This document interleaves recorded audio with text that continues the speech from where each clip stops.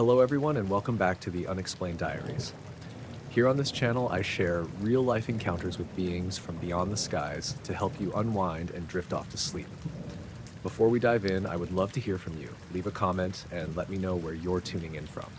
Now, find a comfortable spot, relax, and let's begin.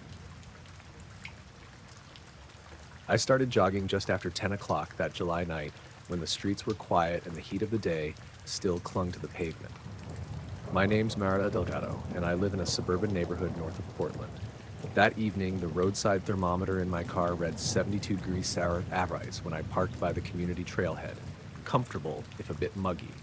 I'd run this loop dozens of times, always in mild weather, always alone. I left the trailhead on the paved path, earbuds in, music low so I could hear the crickets and the rustle of leaves. My pace was easy, my breathing steady. A few fireflies blinked near the bushes, and the street lamps through the trees cast pools of yellow light. Everything felt normal. About 10 minutes in, as I passed the old stone bench near the creek, I noticed a sudden shiver crawl up my spine. I rubbed my arms and glanced at my watch. 10:13 p.m. I slowed to a walk, taking off my earbuds, convinced my shirt was soaked through with sweat. But when I pressed the power button on my phone, which sat in the zip pocket of my shorts, it showed the same 72 degrees Fahrenheit I'd seen at the car. I frowned and zipped the pocket closed. I started running again, but each breath felt sharp and cold, like I'd plunged into an ice bath. My chest tightened. I gasped and looked for my reflection in the creek's surface.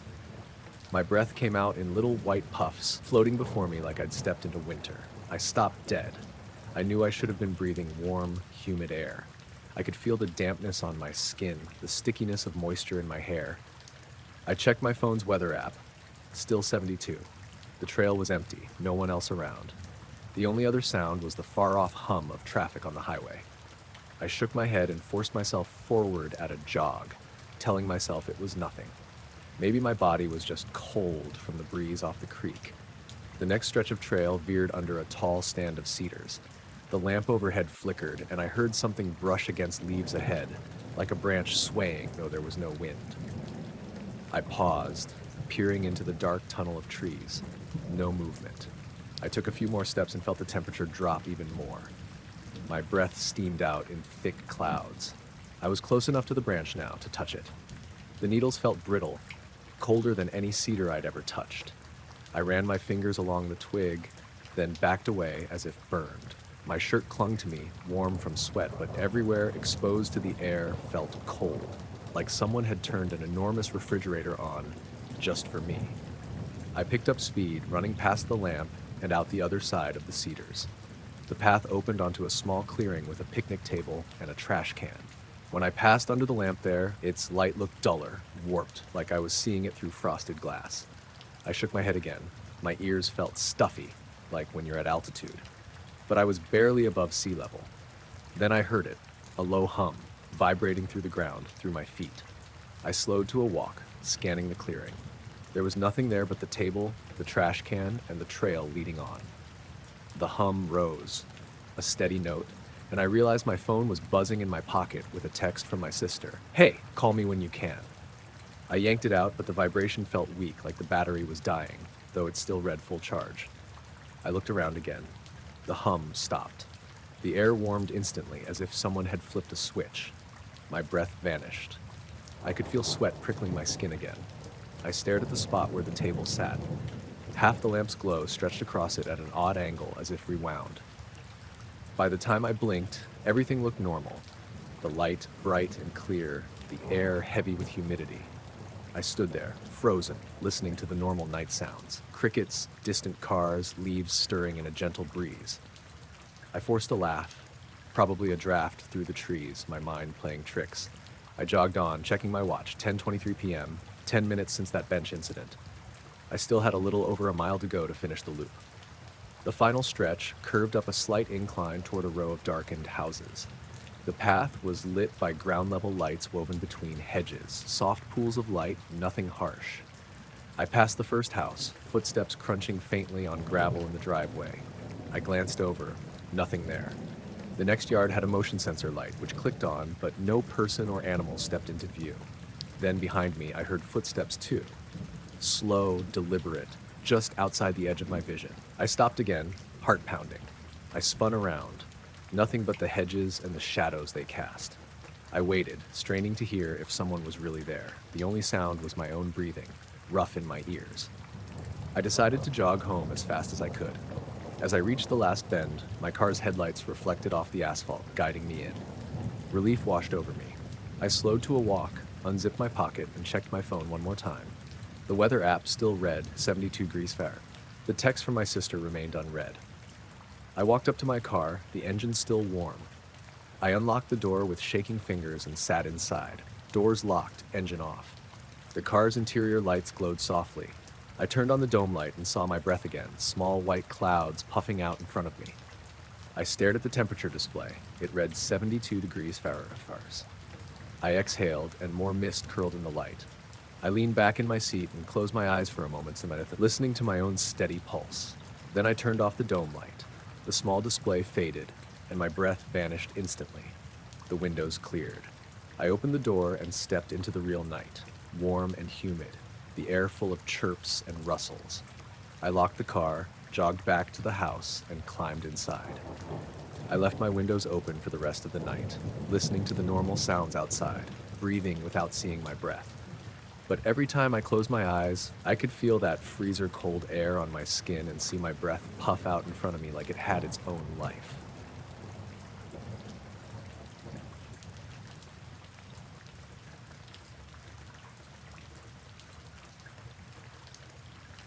I was flying a routine cargo run from Denver to Salt Lake City. Nothing special, just the usual early morning flight over the Rockies, cruising at about 24,000 feet in my little turboprop. The sky was clear and the weather was calm, perfect for flying. I had my route planned out on the GPS, checked my instruments, and everything was working as expected. I remember taking off at 5:15 a.m., leaving the ground crew behind as I climbed steadily. The sunrise was just starting to paint the horizon with orange and pink, and I was enjoying the quiet hum of the engine and the steady rhythm of the flight. About 30 minutes in, I was settled, radioed in my position to air traffic control, and checked the instruments again. All normal. Then, at some point during the flight, I realized something was off. I was glancing at the clock, which I always keep near my instrument panel, and it was showing 6:45 a.m. That didn't make sense. I'd been flying for a little over an hour, but my GPS and onboard flight log were telling me something different. According to them, it was only 6:30 a.m., and my flight time showed about 45 minutes elapsed since takeoff. I double-checked everything. The altimeter, the GPS, the engine readings, they all showed normal operation. No fluctuations, no warnings, no dips in fuel pressure or engine temperature. The autopilot was still engaged, keeping me on the plotted course right over the mountain range. But the clocks, the one mounted on the instrument panel, was 15 minutes ahead of the GPS clock and the system's internal timer. I reset my watch against the plane's clock before takeoff, so I knew it had to be right. Yet here I was, watching two different times that didn't line up, and I couldn't explain it. I shrugged it off at first, thinking maybe it was a glitch with the clock on the panel or some kind of electrical interference from the radio, but the strange part was that everything else matched the GPS perfectly. My location, speed, altitude, they all synced with the GPS time. It was just the clock that was fast. I tried to keep my focus, but the mismatch bothered me more than it should have.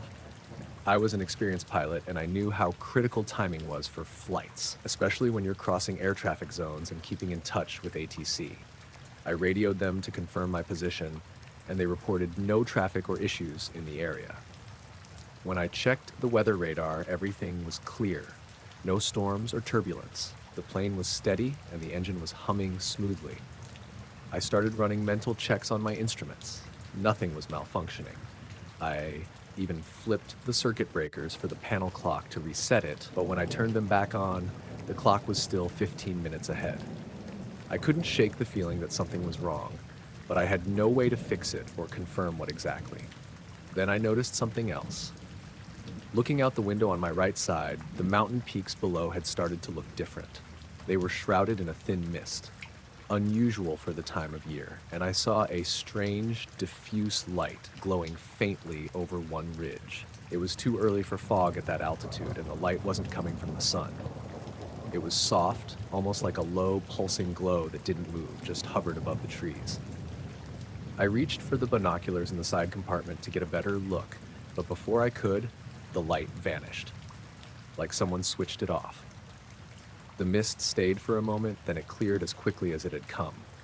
I glanced at my instruments again. The clock still showed 6:45, GPS and flight log still at 6:30. I made a mental note to check everything again once I landed. The rest of the flight was uneventful, but the strange time discrepancy lingered in the back of my mind. When I touched down in Salt Lake City, my watch said was 6:50 a.m. The flight log said I'd been flying for 1 hour and 15 minutes. According to my calculations, based on takeoff and the actual time on my watch, it should have been closer to an hour. I went through the post-flight checks, filled out the paperwork, and talked with the ground crew. I mentioned the strange light over the mountains, but none of them had seen or heard anything unusual that morning. The flight data recorder and the plane's maintenance logs showed nothing out of the ordinary. No unexpected detours, no changes in altitude or speed, no system errors or warnings. I pulled the GPS track from the flight, and the route was perfectly straight, exactly as I'd flown it, with no deviations. Still, the missing 15 minutes bothered me. I asked a couple of fellow pilots if they'd ever experienced anything like that, but no one had. Some joked about time glitches or pilot fatigue messing with perception, but I hadn't been tired. And it wasn't just feeling like time was different, it was documented by the clocks in the flight log. A few days later, I pulled the GPS data and my flight logs up again side by side. The timestamps on the GPS showed the plane over that section of mountains 15 minutes later than my watch, and the panel clock said. It was as if the plane had skipped ahead on the GPS's internal time, or my watch and panel clock had jumped forward. No one else had a record of this. Air traffic control logs showed I was reporting on time at expected intervals. There was no delay or gap in communication. I thought maybe the plane had a clock syncing issue, but everything else lined up with GPS time, except the panel clock and my watch. It was like time itself had briefly fractured for me in the cockpit. Later, I checked weather reports and radar images for that morning, looking for anything unusual near the mountains. Storms, electromagnetic disturbances, anything that could cause instrument issues. Nothing. I told my girlfriend about it when I got home. She just looked at me funny, like I was describing a sci-fi movie plot. Maybe I was. Weeks passed and I kept flying the same route, but I never saw that strange light again. I never had the time discrepancy either. Sometimes, when I'm reviewing old flights or checking GPS logs, I'll notice that little 15-minute gap in my mind, like a missing piece I can't fit in anywhere. I don't know what happened that morning. All the data says I flew a perfectly normal flight, but my own experience says otherwise. It's like I lost 15 minutes somewhere over those mountains with no sign of detour, no sign of malfunction, and no explanation. Just a quiet sky, a faint light, and time slipping through my fingers.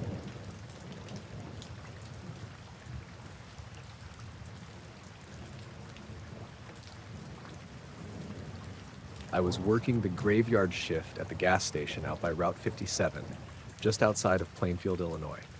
The kind of place that's mostly empty after midnight, with nothing but the hum of the fluorescent lights and the occasional rumble of a semi rolling by. I was used to long, slow nights, just me behind the counter, keeping an eye on the pumps through the big front windows. This started one night around 2 a.m., just after I'd restocked the shelves and grabbed a coffee from the back. I was standing behind the register when I noticed, out in the parking lot under the security light, a pale figure. At first, I thought maybe someone had parked and was just standing there, smoking or waiting on a friend. But there was something odd about it. The figure wasn't moving, just standing still, facing the store like it was watching. I caught my breath for a second because it was way too quiet for anyone to just be standing there like that. I stepped out from behind the counter and walked toward the door, ready to ask if they needed anything or if they were okay. When I got outside, no one was there. The lot was empty except for a few parked cars that had been there all night. I looked around, called out a quiet, "Hey," but nothing. Just the cold wind rattling the metal sign above. I figured maybe I was tired or had just imagined it. The light was bright and cast weird shadows. It could have been a trick.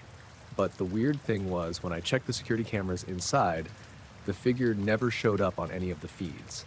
I rewound the footage from that time, watching the lot, the pumps, even the side alley. Nothing. I shrugged it off and went back inside, thinking maybe it was just some glitch or reflection on the glass. The next night, it happened again. Around the same time, the same pale figure standing just under that light. I saw it right from the counter, frozen, facing the building. This time I kept my eyes glued to it for a couple of minutes, trying to convince myself it was a person in a white jacket or something. But it didn't move at all. I told myself to go outside again, but this time I waited. I watched it for maybe 10 minutes. Still no movement, no blinking, no shift in stance. Then, after what felt like forever, it disappeared. Just vanished. No footsteps, no sound, nothing. Just gone. Again, nothing showed up on the cameras. I rewound the footage the next day at work, and it was like the lot was empty the entire time. No figure ever crossed the frame. I started to get a little on edge after that. It wasn't just me seeing it, though. One of the regular truck drivers, a guy named Mike, came in around 3 a.m. a few nights later. I mentioned it casually, half joking, but he looked at me serious. "Man, I know what you're talking about," he said.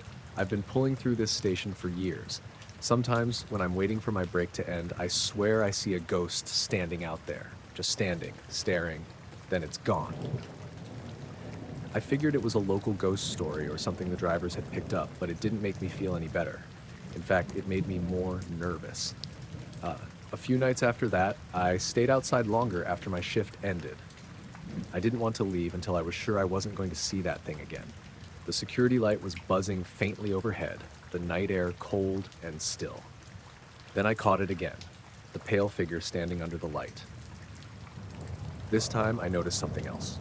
The figure didn't have a face, not like a mask or something hidden in shadows, but no features at all, just a smooth, pale blur where a face should be. I rubbed my eyes, stepped closer, and it didn't move or react. I called out, "Hey, you okay?" No answer, no movement. My heart started pounding, and I didn't want to be near it anymore. I went back inside, locked the doors, and triple-checked the cameras. Nothing again.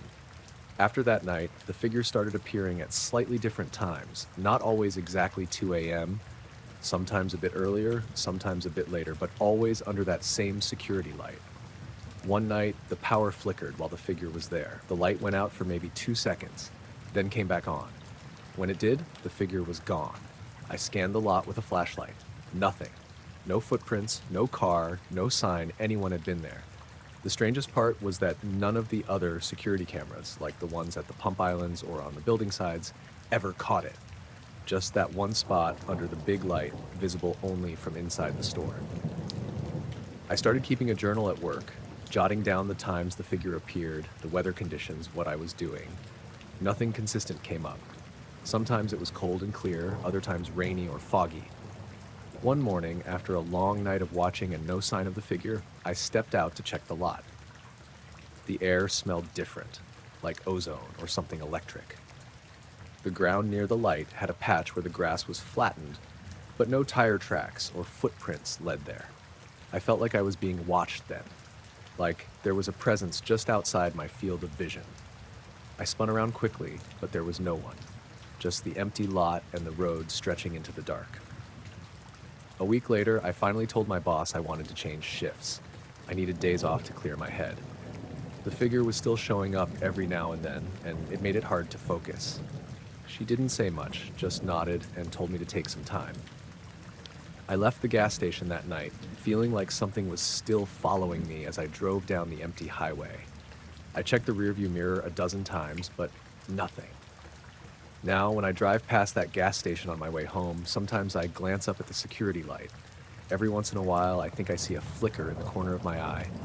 But when I look directly, there's nothing. I don't know what that figure was, and maybe I never will. But I know I saw it, night after night, standing there under that light, watching, and whatever it wasn't recorded anywhere.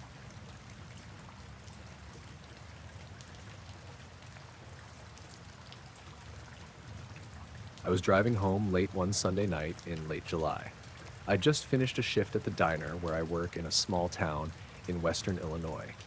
It's nothing special out here, mostly farmland, with cornfields stretching for miles on both sides of the road. The highway I take is a two-lane road, nothing fancy, just enough to connect the scattered farms and small towns in the area. The air was warm but sticky, the kind of summer night where the windows have to be down for the breeze to do anything. I was maybe 10 miles from home, cruising at about 50 miles per hour. The radio was off because the reception cuts out in spots, and I kind of liked the quiet. The headlights lit up the road and the edges of the fields, but everything beyond that was dark except for the stars, which were out in full force that night. As I rounded a slight curve near the edge of a big cornfield, I caught a light out of the corner of my eye. It was unusual, a bright white glow hovering just above the stalks. It wasn't like a plane or a drone because it was just there, almost motionless, a little way off the ground. I slowed down, squinting through the windshield, trying to make sense of it. It wasn't flashing or changing colors like a helicopter or a spotlight, just steady and kind of soft, like a dull lamp.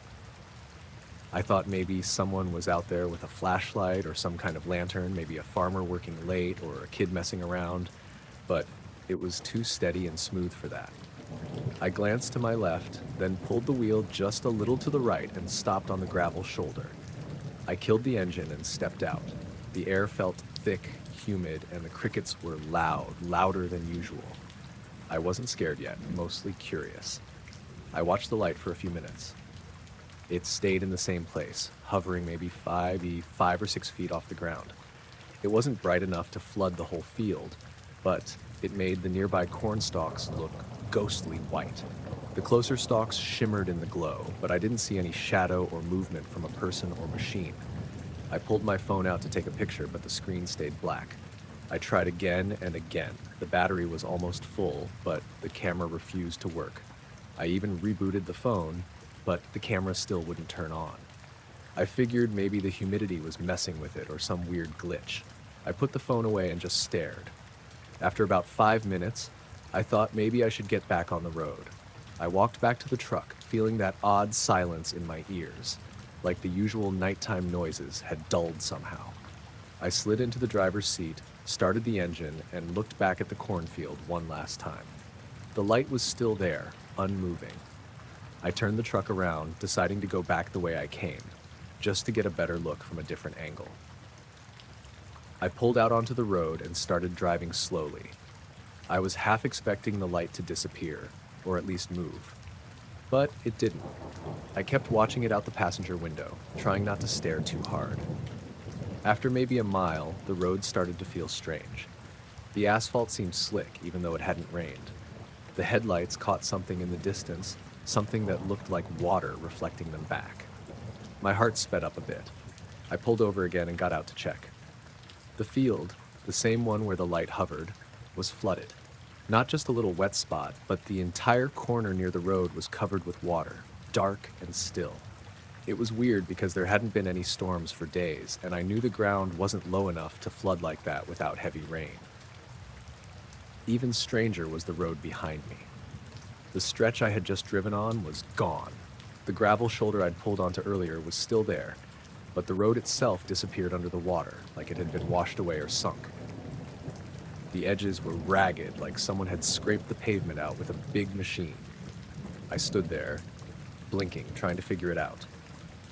The cornfield's glowing light was gone now too, nothing but water reflecting the stars. I got back in the truck, heart pounding. I turned the key, and the engine started fine. I backed up slowly, looking for a place to turn around, but the flooded area took up most of the road. I decided to head forward, hoping the road would clear. I drove carefully, headlights on full beam. The water didn't seem deep, just a few inches, but it covered the pavement completely. The air smelled wet, like mud and fresh earth. I kept expecting the glow to come back, but it didn't. After a quarter mile, the road came back to normal. The water ended suddenly at the edge of a farm driveway. I pulled onto solid ground and breathed a little easier. I kept driving home as fast as I dared, still checking my mirrors and the fields for any sign of light. Nothing. No sounds except the hum of the engine and the soft wind through the open window. When I got home, I told my parents what I'd seen. They didn't say much, just asked if I was tired or maybe saw a reflection or some kind of electrical transformer acting up. But none of it made sense to me. I called my friend Jesse, who works with irrigation systems around here. He said flooding like that just doesn't happen out of nowhere, especially not with no rain. If there's no weather event, that field shouldn't be underwater, he said. Maybe something underground broke, like a pipe or a drainage system, but I doubt it would flood that fast and that big. I tried to check the local news the next day, but there was nothing about flooding or road damage. The farmers I talked to said their fields looked fine that morning. I went back to the spot in daylight a few days later. The cornfield looked completely normal. No water, no damage to the road. The ground was dry like nothing had happened.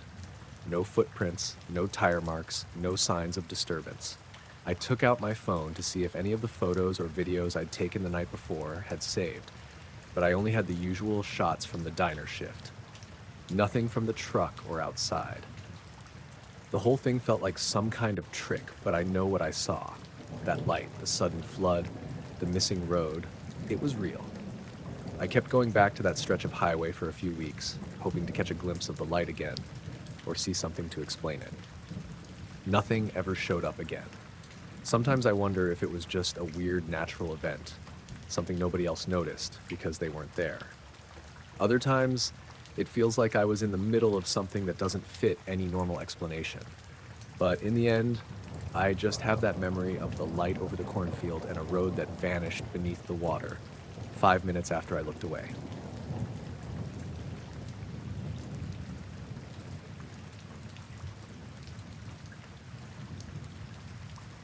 I woke up cold, like really cold. I was lying on my side in a big open field, the kind of field that stretches out flat for miles, with nothing around but grass and a few dead patches of weeds. My bare feet were numb from the frost covering the ground. It was early morning, just before dawn, and the sky had that pale blue-gray color you get when the sun's about to come up but hasn't yet. I sat up slow, trying to remember how I ended up there. The last thing I really remembered was going to bed. My house is maybe a mile from where I was lying. I live on the edge of town, near some farms and a patch of woods. I figured I must have sleepwalked, but what bothered me was the complete lack of footprints or anything in the frost. I looked around, scanning the field. It was empty except for me and the frost sparkling on the grass. No tire tracks, no animal prints, nothing. The ground was frozen enough that it should have left marks if I'd walked across it barefoot. I was sure of it. I rubbed my arms, trying to warm up, and started walking toward the road. It was still dark, and everything was quiet except for the distant sound of a train whistle. The air smelled like cold dirt and something else, kind of metallic, but I couldn't place it. As I neared the edge of the field, I passed a cluster of trees that lined the road. The frost on the branches was thicker here, like someone had sprayed white paint on them. I noticed something odd. Some of the leaves had this faint glow, not bright, but enough to be out of place. I stopped and stared. It wasn't like any light I'd seen before, not electric or natural. It looked like the leaves were shimmering softly from within. I shook my head and kept walking. I wanted to get home, put on some socks, and figure this out. When I finally reached the road, my heart sank a little. My truck was gone. I left it parked in the driveway the night before, and it should have been there. No one else has a key, and I don't live in a busy neighborhood where people would just move your stuff. I checked around the road for tire tracks or signs it had been towed, but again, nothing. Just the frost-covered asphalt, perfectly undisturbed. I pulled out my phone, but it was dead. I thought maybe it died overnight, but the battery was usually reliable. I tried turning it on a few times, but it stayed black. I looked up at the sky. The first hints of pink were starting to show over the horizon. I realized I must have been out there for hours, at least since well after midnight. The strange thing was, I didn't feel tired or disoriented like I expected. I felt alert but unsettled, like my mind was trying to catch up with what my body had done. I decided to start walking home, figuring I'd find my truck along the way or get to a neighbor's place and call someone. As I moved through the neighborhood streets, everything looked normal but oddly muted, like the world was quieter than usual. No dogs barking, no cars passing by, no sounds of early morning life waking up. I noticed shadows in the streetlights, long, dark, but they didn't quite match up with any shapes I could see. They flickered at the edges, almost like reflections, but there was no water or glass nearby. A few times I thought I heard footsteps behind me, not fast, just steady, slow, and quiet. Every time I stopped and turned around, there was nothing but empty street.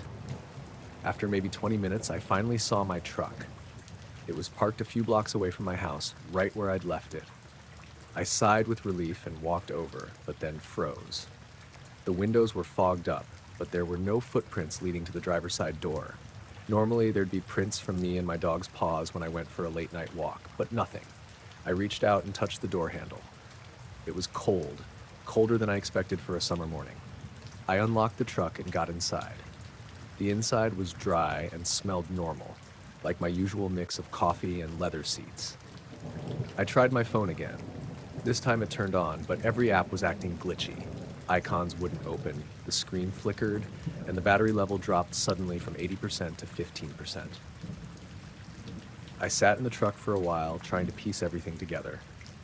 Then I noticed something else. My dog's leash was on the passenger seat, but he wasn't in the truck. I called his name quietly, but there was no response. Usually he'd bark or whine if I called him. I stepped outside, scanning the neighborhood, but there was no sign of him. I thought maybe he had been inside the house, but the front door was locked from the inside and my keys were still in my pocket. That's when I saw it. Across the street, in the yard of the house next door, there was a light. It was faint and low, hovering just above the ground near the back porch steps. It pulsed gently, a soft white glow that didn't seem like any porch light or lamp I'd ever seen. I crossed the street to get a closer look. As I approached, the light vanished. I blinked and looked again, but it was gone. The house was dark, windows shut tight, no cars in the driveway. I felt a chill and started walking back to my place. At the front door, I found something else. A single footprint, pressed into the frost on the doorstep. It was too big to be mine, and the shape was off. The heel was narrow, almost pointed, and the toes were longer than a regular human's. I stared at it for a long time, wondering how it got there. I didn't feel like opening the door. I went around back instead, the frost crunching under my bare feet, still numb but slightly warmer now. The backyard was empty except for the lawn chair I'd left tipped over. The sky was lightening fast now, and I was tired again. I walked inside, locked the doors, and sat down, trying to make sense of everything. I don't know how I got out there in the first place. I don't know what made those leaves glow or why the road was empty and quiet. I don't know who left that footprint, and I don't know why my dog never came back that night. But I'm here and I'm okay, and I'm still barefoot.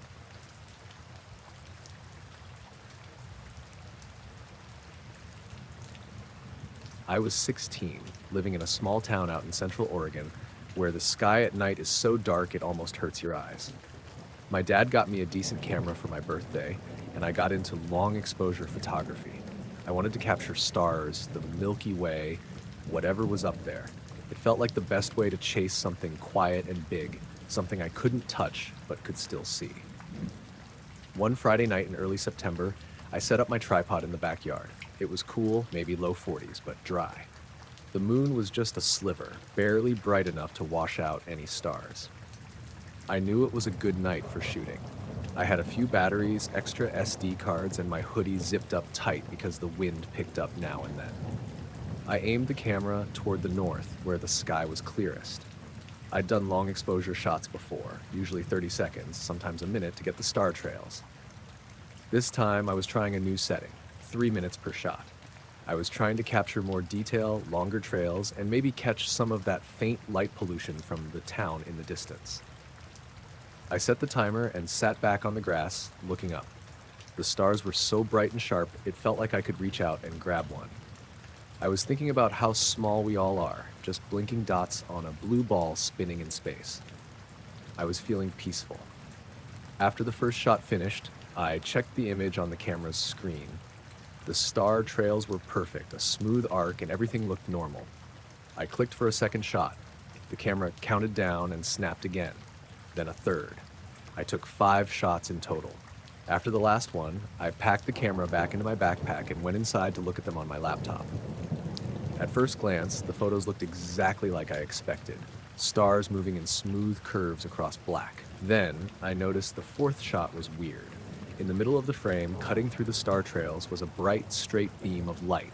It looked like someone had shined a giant flashlight straight down from the sky. The beam was sharp-edged, pure white, and stretched all the way from the top of the frame to the bottom. I blinked a few times, zoomed in, zoomed out. The beam wasn't in the 1st, 2nd, 3rd, or 5th shots, just that 1/4 photo. The other frames were taken with the same settings, from the same spot, just a few minutes apart. I went back outside and looked up. The sky was clear again, the stars just as bright as before. No weird light beams. I checked around for anything that might have caused it. A flashlight, a spotlight, a drone with a searchlight, but nothing. The house was quiet, my parents asleep inside. The next morning, I asked my best friend, Mara, if she wanted to see the photos. She's the kind of person who believes in weird stuff, so I thought she might have some explanation. When I showed her the beam, she said maybe it was a meteor or some kind of atmospheric phenomenon, but meteors don't usually show up as perfect straight beams in long exposures. They streak, sure, but not like a solid pillar. Later that day, I searched online for anything similar. I found a few people talking about unexplained lights caught on cameras, but nothing that quite matched what I saw. A lot of the pictures were blurry or grainy, or the light looked like a flash or flare. Mine was crisp, like it was really there, but only for that exact exposure. That night, I went back outside with the camera. I set it up in the same spot, same settings, hoping maybe I'd catch it again. I took 10 photos in a row. Nothing. Just normal star trails. I started feeling weird about the whole thing. Like I'd seen something I wasn't supposed to see. But it wasn't scary exactly, just strange and out of place. About a week later, I was at school and told my science teacher, Mr. Carlson, about it. He's into astrophysics and photography, so I figured he might have a clue. He looked at the photo on my phone and frowned. "That's odd," he said. "That kind of beam doesn't line up with any known celestial events. No satellites or planes flying like that either." He said maybe it was a glitch in the sensor or a reflection inside the lens. But if it was a lens flare or sensor defect, why didn't it show up in any other frame? And why was it so perfectly vertical? It didn't make sense. I kept thinking about the photo all the time, especially when I was outside alone at night. I felt like something was watching or waiting. One night, about 2 weeks after I took the original photos, I was out in the backyard again. I didn't bring the camera this time, just sat on the grass, staring up. The wind was almost still, the sky darker than ever. Suddenly, I saw a faint glow in the northern sky, the same area I'd aimed the camera. It was subtle, a light that pulsed gently, like a heartbeat. It wasn't moving, not like a plane or satellite, just hovering. I squinted and focused, but it vanished within seconds. I wasn't sure if I really saw it or if my eyes were playing tricks. The next day, I looked through the rest of my photos from that first night. There was nothing else unusual besides that one beam. No other lights, no shadows, no shapes. But the strangest thing was that the timestamp on the photo with the beam was off by exactly 5 minutes. The camera clock was correct on every other file, but on that one shot, the time was 5 minutes later than it should have been. I double-checked the settings and metadata. No sign of manipulation or error. I asked my dad if he'd ever noticed the clock on the camera acting weird. He said no. It was like time shifted just for that one exposure. After that, I stopped trying to photograph the night sky. I didn't want to chase something I couldn't understand or control. Sometimes when I'm outside and the sky is clear, I still look up at that same patch of stars. I wonder if the beam was some kind of signal or just a freak accident of light and time. I never saw anything like it again. No beams, no hovering lights, just a single photo out of hundreds showing something I still can't explain.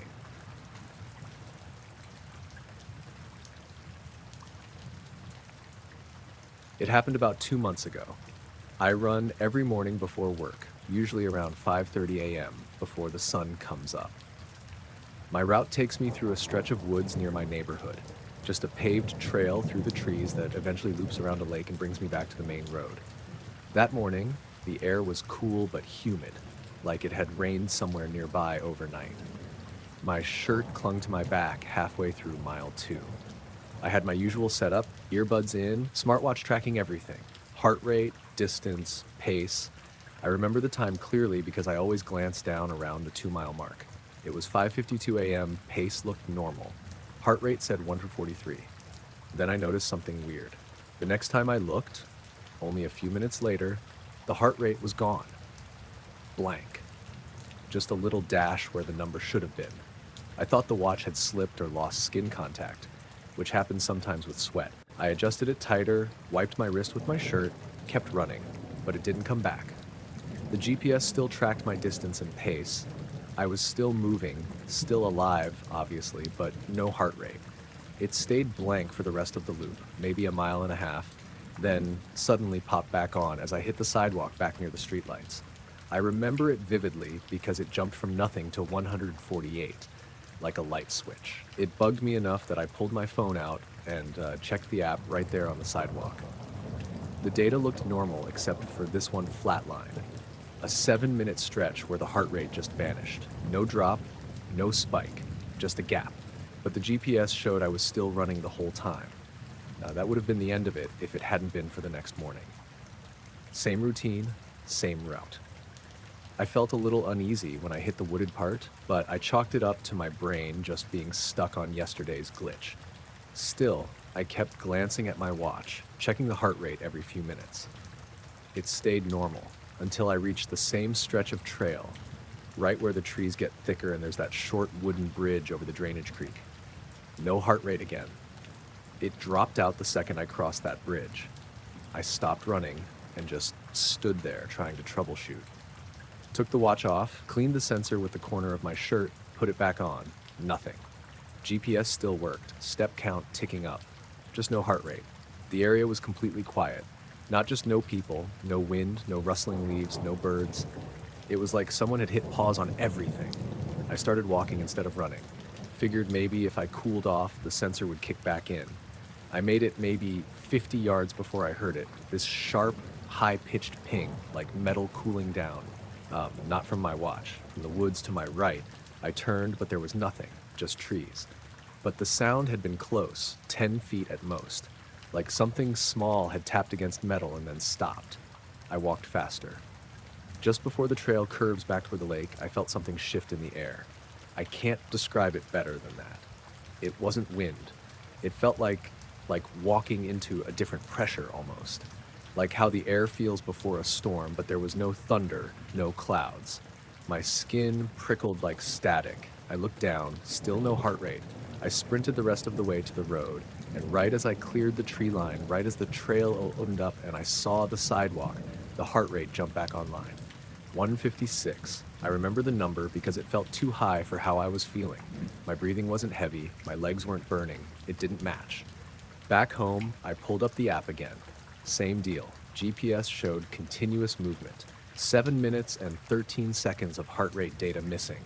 Same stretch of trail, nearly the same exact start and end point as the day before. I told myself I must have passed through a dead zone. Maybe the trees interfered with the sensor. Maybe it was sweat again. I wanted to believe it was something boring. I really did. But I didn't go running the next morning. Or the next. It wasn't until the weekend that I decided to go back, but during daylight, this time. Around 10:30 a.m., full sun, people on the trail with dogs and strollers, I ran the same loop. Heart rate stayed solid the entire time.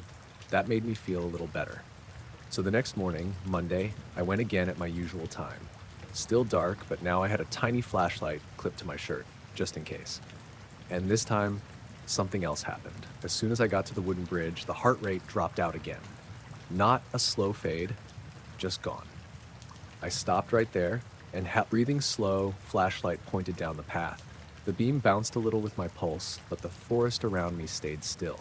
Then the flashlight flickered. Just once. That shouldn't have been enough to scare me, but I turned around anyway. Not like a full run, more of a fast walk. I didn't want to spook myself by sprinting. That's when I heard the footsteps, not behind me. Off to the left, parallel to the trail. Soft but steady, leaves crunching once every second or so. Like someone pacing me. I slowed down, hoping it was just an echo of my own steps, but the sound didn't slow. It kept going. One crunch every second, steady, too measured to be a deer or anything wild. I stopped walking. So did the footsteps. I shined the flashlight into the trees and stepped off the trail. Nothing. Just wet leaves and brush. I scanned left to right, maybe 20 feet deep into the woods. Nothing moved. Then I took a single step back onto the trail. Crunch. The sound came again. Same distance, same direction. I didn't wait after that. I jogged fast, flat-footed, quiet, just trying to get to the open stretch again. When I broke out of the trees, the footsteps stopped. Heart rate popped back up. 139. I didn't stop jogging until I reached the end of my block. I told my coworker Jesse about it that afternoon. He runs sometimes too. He laughed at first, then told me to check for firmware updates on the watch. But when I showed him the GPS overlays, how exact the gaps were, he didn't have much to say after that. I tried running a different route for a while. Through the residential streets, past the high school, just long loops with houses and traffic lights. No issues. Heart rate stayed solid. No weird sounds. Then last week I drove past that trail on my way home and saw a Parks truck blocking the entrance. Orange cones. Sign said, "Trail closed for maintenance." I didn't think much of it until I passed the same spot this morning and the truck was still there. Same cones, same sign, but no one working. No tools, no digging equipment, just the truck. Parked, empty. I haven't gone back. I still run, but never in the dark and never near that stretch again.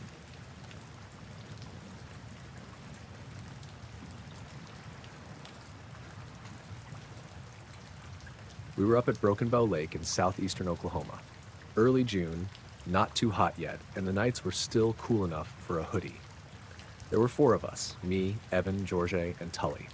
We do this trip every year, same spot, right along a quiet inlet on the North Shore. Evan brings his dad's aluminum boat. We camp near the water, fish during the day, drink and shoot the breeze at night. Nothing fancy. No cell service out there, which is the point. This happened on our second night. We'd had a long day on the lake. Jorge caught a decent catfish, Tully mostly just drank beer, and I spent half the time untangling my line.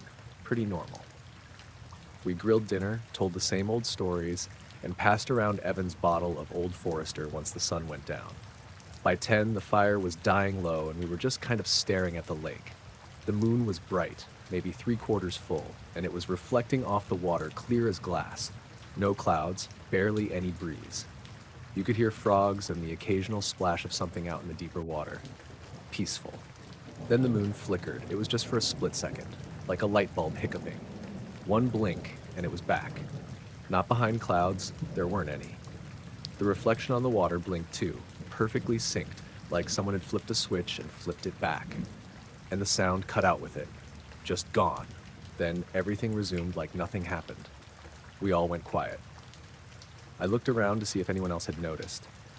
Evan was frozen mid-sip from his bottle, and Jorge had his head tilted like he was listening for something. Tully just said, "Did you guys see that?" None of us answered at first. I remember my ears ringing a little, the kind of pressure you get when a plane's descending. Evan said, "The hell was that?" and set the bottle down. Then we heard Jorge say, "My watch reset." He held up his wrist. Digital Casio, nothing fancy. It read 1, like it had just powered on. Then Evan checked his. Same thing.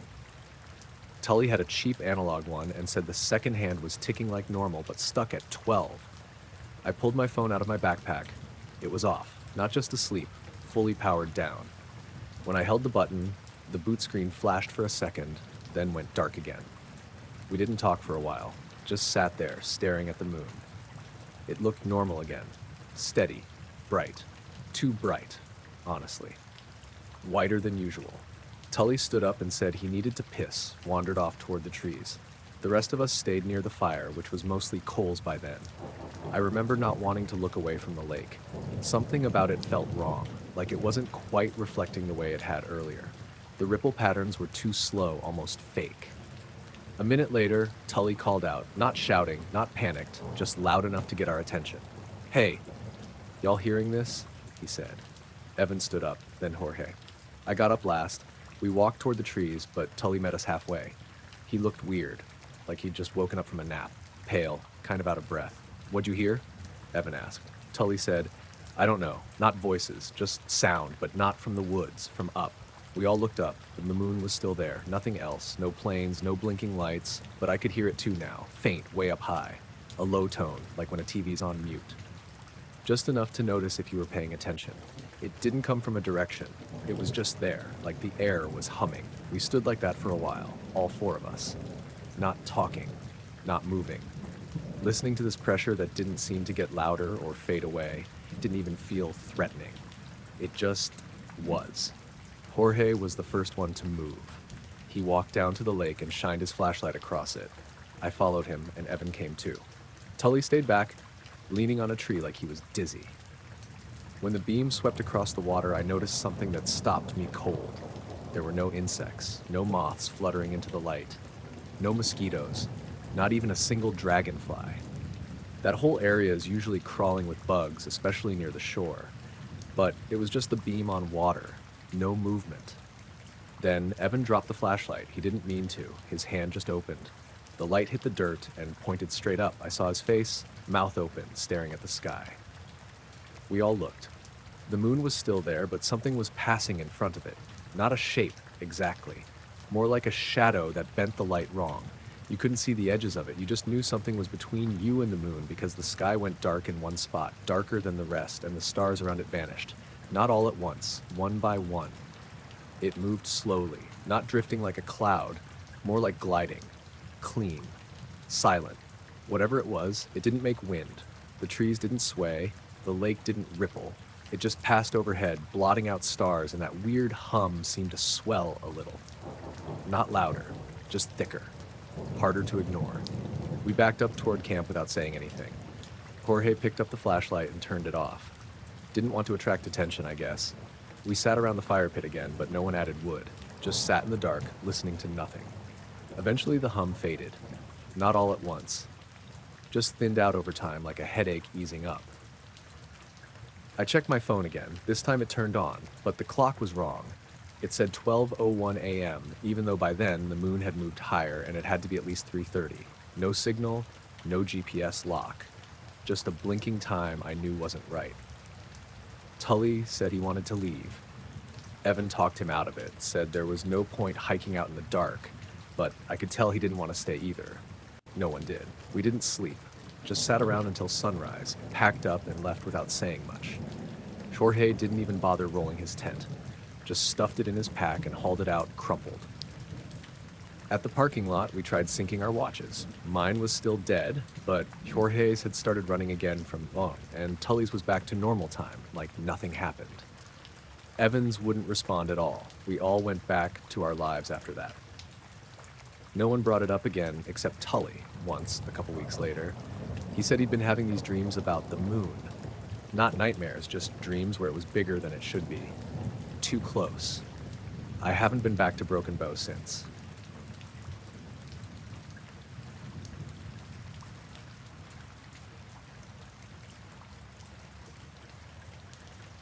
I was flying the drone on a Sunday afternoon, early September. Hot, dry air, no clouds, no wind to speak of. One of those days where the sky looks washed out, almost white instead of blue. I'd driven out past the edge of town. There's this old access road that cuts behind the Ridgeview substation. It's not fenced off, just marked with a faded authorized personnel only sign. Nobody patrols it. I wasn't trying to cause trouble. I'd been doing real estate drone photography part-time, and I'd picked up a new FPV setup I wanted to test with longer range. The station was just a landmark, a big open stretch with metal towers, those lattice pylons, and miles of line running off into the hills. I figured it'd give me good signal contrast for testing object tracking. The drone was a Synolog 35 with a GoPro mounted on top. Nothing crazy. I launched from the back of my pickup around 3 p.m. Battery was full, GPS lock solid, everything normal. For the first 5 or 6 minutes, I was just cruising around, doing wide sweeps of the towers, dipping under the lines, orbiting the transformer yard. The power lines gave me clean, stable visuals. I wasn't going too far, maybe 300, 400 meters out at most. Then I lost video, just for a second, maybe two. It wasn't a total blackout, more like a static smear.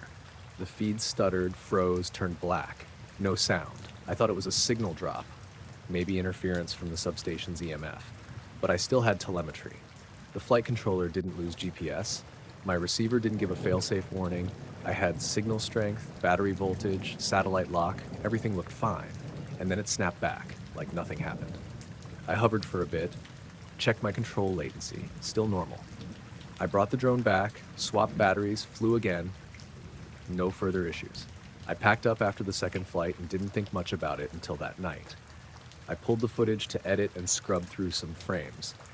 The first 5 minutes looked perfect. Then, right where I remembered the signal drop, the video glitched. Not a fade, not static, just one frame, one black frame, like someone inserted it. The GoPro records at 60 FPS, so it was easy to isolate. The audio dropped on that frame too, just cut out. I figured it was a recording hiccup, but when I paused right before and after it, something caught my eye. The drone had been facing northeast, about 30 feet above the lines. In the frame, right before the blackout, there was a speck, upper right corner, slightly out of focus, small, round, not moving. Next frame, pure black. Then the next, it's gone.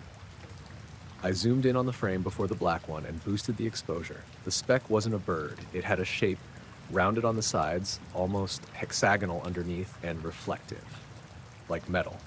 There was a glint off the top edge, like a highlight from the sun, and what looked like a shadow cast below it, faint, but there.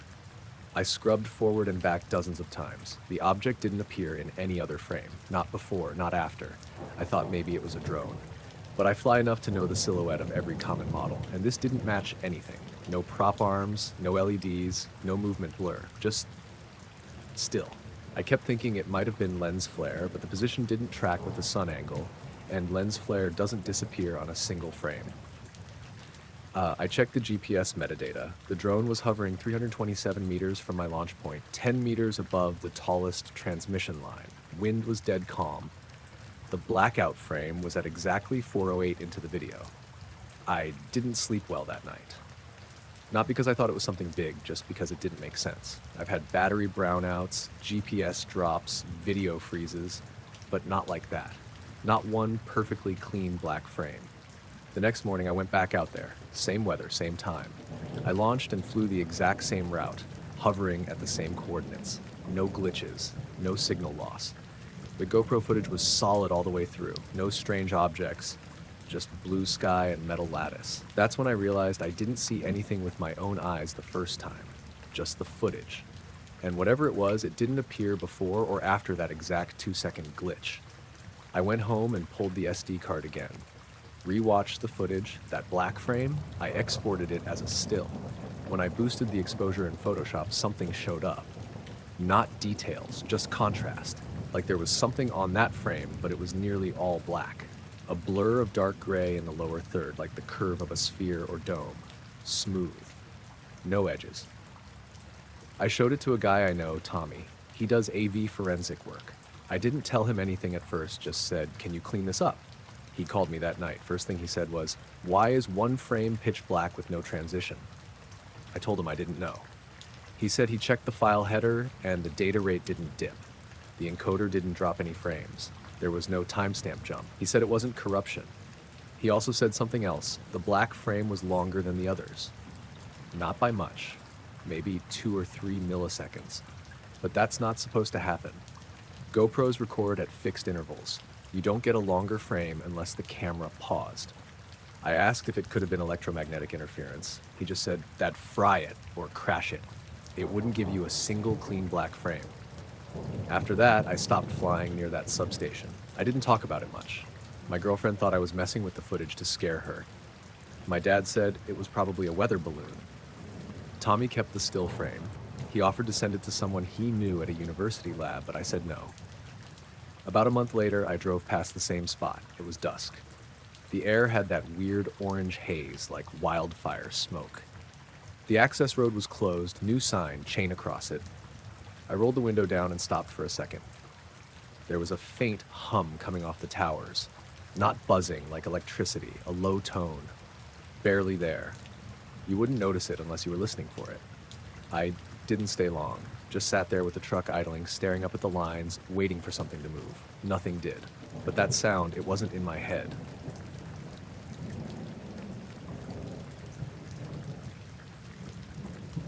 I was working nights at an equipment yard outside of Harlan, Kentucky. Nothing fancy. Just a gravel lot with some backhoes, dozers, and trailers. The kind of place where you sit in a prefab shack with a space heater and try not to fall asleep before 6 a.m. This was in December of last year. Cold enough to freeze the door shut if you didn't close it right. I worked 5 nights a week, alone. The other guy, Nick, covered weekends. The yard backed up to a wooded hill, and beyond that, just ridges and hollows. No streetlights out there. Closest house was a quarter-mile down the road behind a chain of rusted cattle fences. That night, around 2:30 a.m., I was standing outside the shack, smoking. The heater inside was busted, so I'd been stepping out to warm up in the truck with the defroster on. The lot was dead quiet. You get used to how sound travels out there. Coyotes, the hum from the transformer on the pole, an occasional truck on the highway a few miles off. I remember I just lit a cigarette when I saw the light. It came down behind the ridge, slow but not drifting, more like it had a destination. At first, I thought it was a flare. Bright, white-yellow with this smooth glide, but it didn't arc like a flare. It didn't blink like a plane either. It was silent. No hum, no chop, no boom when it landed. Just a bright light descending behind the hill and then nothing. I stood there for a while. I hadn't blinked. It was maybe 5-6 seconds tops, but I was sure it landed, just on the other side of the rise, near the tree line. I kept waiting to hear something. An engine, tires on dirt, even a branch snap. Nothing. The shack had an old pair of binoculars. I grabbed them and climbed up the loader parked near the fence for a better angle. I could just barely see the top of the ridge. No glow, no smoke, just stars overhead, the same as before. I called the sheriff's office, mostly because I didn't want to be the guy who saw something and didn't report it. Figured maybe it was a drone crash or something from the mine survey crews. They said they'd send someone out, so I stayed on the loader and waited. Deputy Reeves showed up about 20 minutes later. I knew him from high school. Good guy, kind of stiff. He asked me the usual direction, size, shape, noise level. I didn't have much to give. Just a light going down slow, then nothing. He looked toward the hill and said, "Mind if we check it out?" I told him I wasn't going up there. Not my property. And I didn't carry. So he called in another unit and waited with me until it showed up. The second guy was older, gray beard, didn't say much. They crossed the fence with flashlights and disappeared up the hill. I sat in the truck with the windows up, heat blasting. About 15 minutes later, Reeves radioed back in, said there was something they needed to take photos of. I got out and yelled if everything was okay. He just said, "Stay where you are." They were up there another half hour. When they came back down, both looked off. Not panicked, not angry, just real quiet. Reeves walked me back to the shack and asked if I'd touched anything, gone up there earlier in the shift, heard anyone else. I told him no, and he nodded like he already knew that. "What'd you find?" I asked. He just said, "We'll file a report. You should stay in the shack the rest of the night." They left right after. No tape, no sirens, just got in their cruisers and drove off. Next morning, a county truck came by with 2 guys who said they were from Wildlife and Game. Unmarked clothes.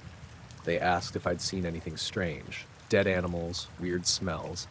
I told them no, just the light. They didn't react. One asked if we stored fuel up near the tree line. I said no, just the gravel lot. They thanked me and drove up the same path Reeves had taken. Later that day, Nick texted me to ask what happened out there. I asked what he'd heard, and he said Reeves mentioned burned ground, no tracks. That's all.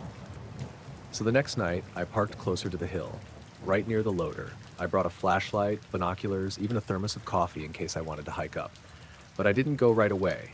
I waited until around 3 a.m. when everything was dead quiet again.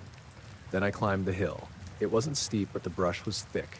I followed the path Reeves had taken, flattened grass, footprints in the frost. After maybe 10 minutes, I came over the ridge. That whole area was dead. Like, literally. No color in the brush. Just blackened grass, dry and brittle like it'd been torched. The trees were intact, but the bark looked bleached and the soil had this cracked, baked look, like it had been under heat. No leaves, no bugs, no sounds. Just a weird, still patch about 40 feet wide. The shape wasn't natural. It was a clean oval, too clean. I walked into it. The air smelled flat. No char, no ash, just dry. And the ground had this weird give, soft, like it was cooked loose underneath but not muddy. I crouched and picked up a handful of dirt. It crumbled like dry cake. No worms, no pebbles, just dark, almost gray-brown powder. I stood there for a while, looking at the trees, thinking maybe it was a lightning strike. But there was no point of impact, just uniform deadness. When I left the patch and stepped back into normal ground, I could hear the wind again. Not strong, just a breeze. But it hadn't touched the circle. Inside, it was still. Back at the shack, I wrote it all down. Even took a photo from the ridge with my phone, though it didn't show much, just dark trees and a faint outline of the oval. 2 days later, we got a new heater installed in the shack. The manager came by and said to avoid going past the fence line, said there was some contamination from old septic lines. Total bullshit. There'd never been septic up there. That patch is still there. I check it sometimes. Nothing grows. No animals walk into it. It's just dead, like it was erased.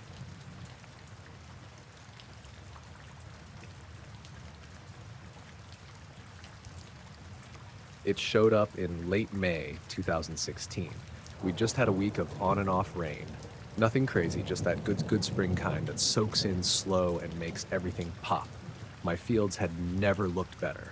This particular one was 40-some acres of alfalfa on the south end of the property, not far from the old windbreak my grandfather planted back in the 60s. We'd rotated corn off it the year before, and I'd worked it clean, reseeded, fertilized. No issues. I'm not the type to fuss over small things, but I notice patterns. I walk the fields almost every morning, even if I've got a million other things to do. It was a Wednesday. I remember that because it's the day I usually haul feed into town. I was about halfway through the lower section when I saw the spot. It wasn't subtle. From a distance, it looked like a dry patch, maybe 3 or 4 yards wide, brown and crusted, right in the middle of green, healthy growth. I thought maybe a fertilizer misfire or standing water from the rain, though it didn't feel like the right shape for either. But when I got closer, it stopped me. It was a circle, a perfect one, not oval, not jagged at the edges like you'd expect with blight or runoff. Just a clean, defined ring of bone-dry, cracked soil. No plants, no weeds, no clover or creeping grass. Just open earth, like something had scorched it flat. I bent down and ran my hand over it. The soil was brittle, so dry it crumbled under my fingers. But the ground 6 inches outside the circle, damp, cool, thick with healthy alfalfa. It made no sense. I stuck a flag marker in the middle, took some photos with my phone, and drove back to the house to call Greg, the guy who runs soil testing for the co-op. He said he'd come out the next day. That night, I kept going over it in my head. There was no sign of burning, no tire marks, no foot tracks, no animal prints, nothing. Just that circle. Greg came out Thursday afternoon with his little kit, did a few core samples, made a couple jokes about aliens, and promised to get back to me with the results. Friday morning, I walked back out to check on it again. There were more. 4 of them this time. All smaller, each one a little more irregular in size, but still clean-edged. All bone dry. One was maybe 10 yards from the original. The others were scattered across the west side of the field. Same thing, cracked earth, no growth, no sign of disturbance. Greg didn't have an answer.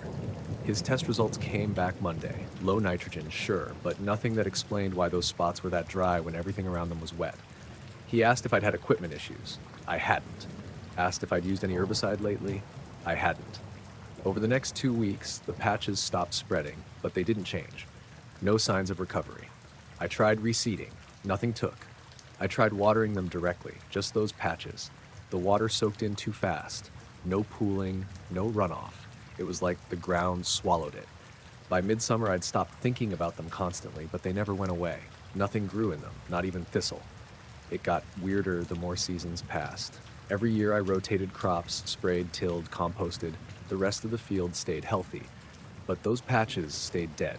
No improvement. Same shape, same dryness. The next spring, I brought in a consultant from the Ag Extension office at the university. She was polite, took notes, asked good questions.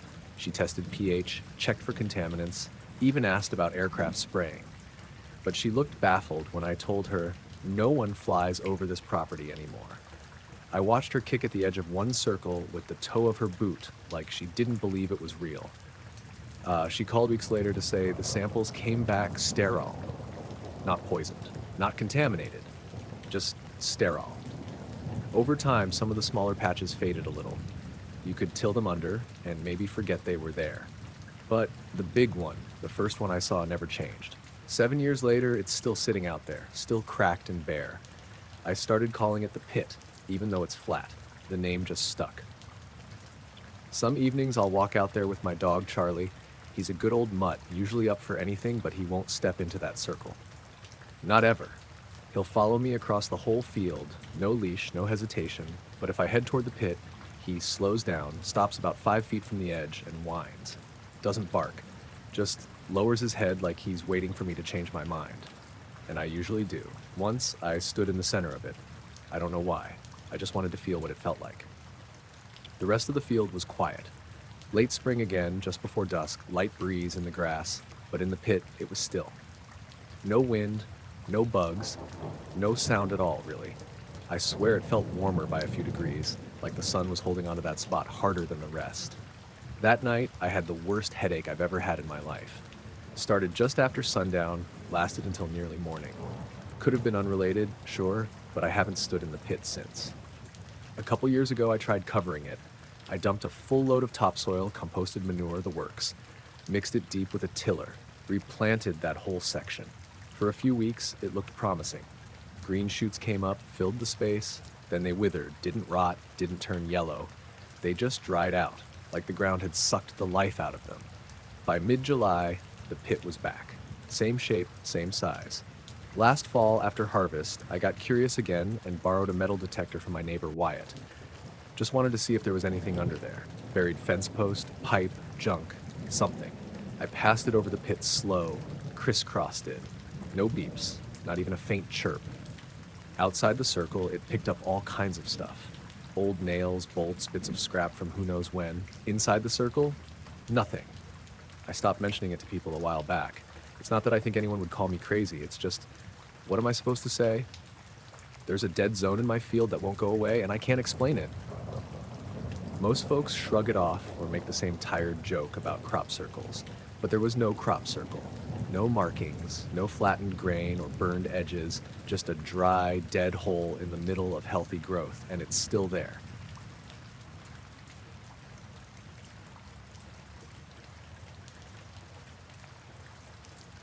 I was camping by myself up in the Uinta Mountains in Utah, late September last year. I'd driven out from Salt Lake on a Friday afternoon, parked at the trailhead near Crystal Lake, and hiked about 5 miles in. There was a small clearing not far off the trail that I'd camped at before, just big enough for a one-person tent. No one else was around. I passed a couple heading back down earlier in the day, but other than that, it was dead quiet. I wanted it that way. The forecast said clear skies, lows in the 30s.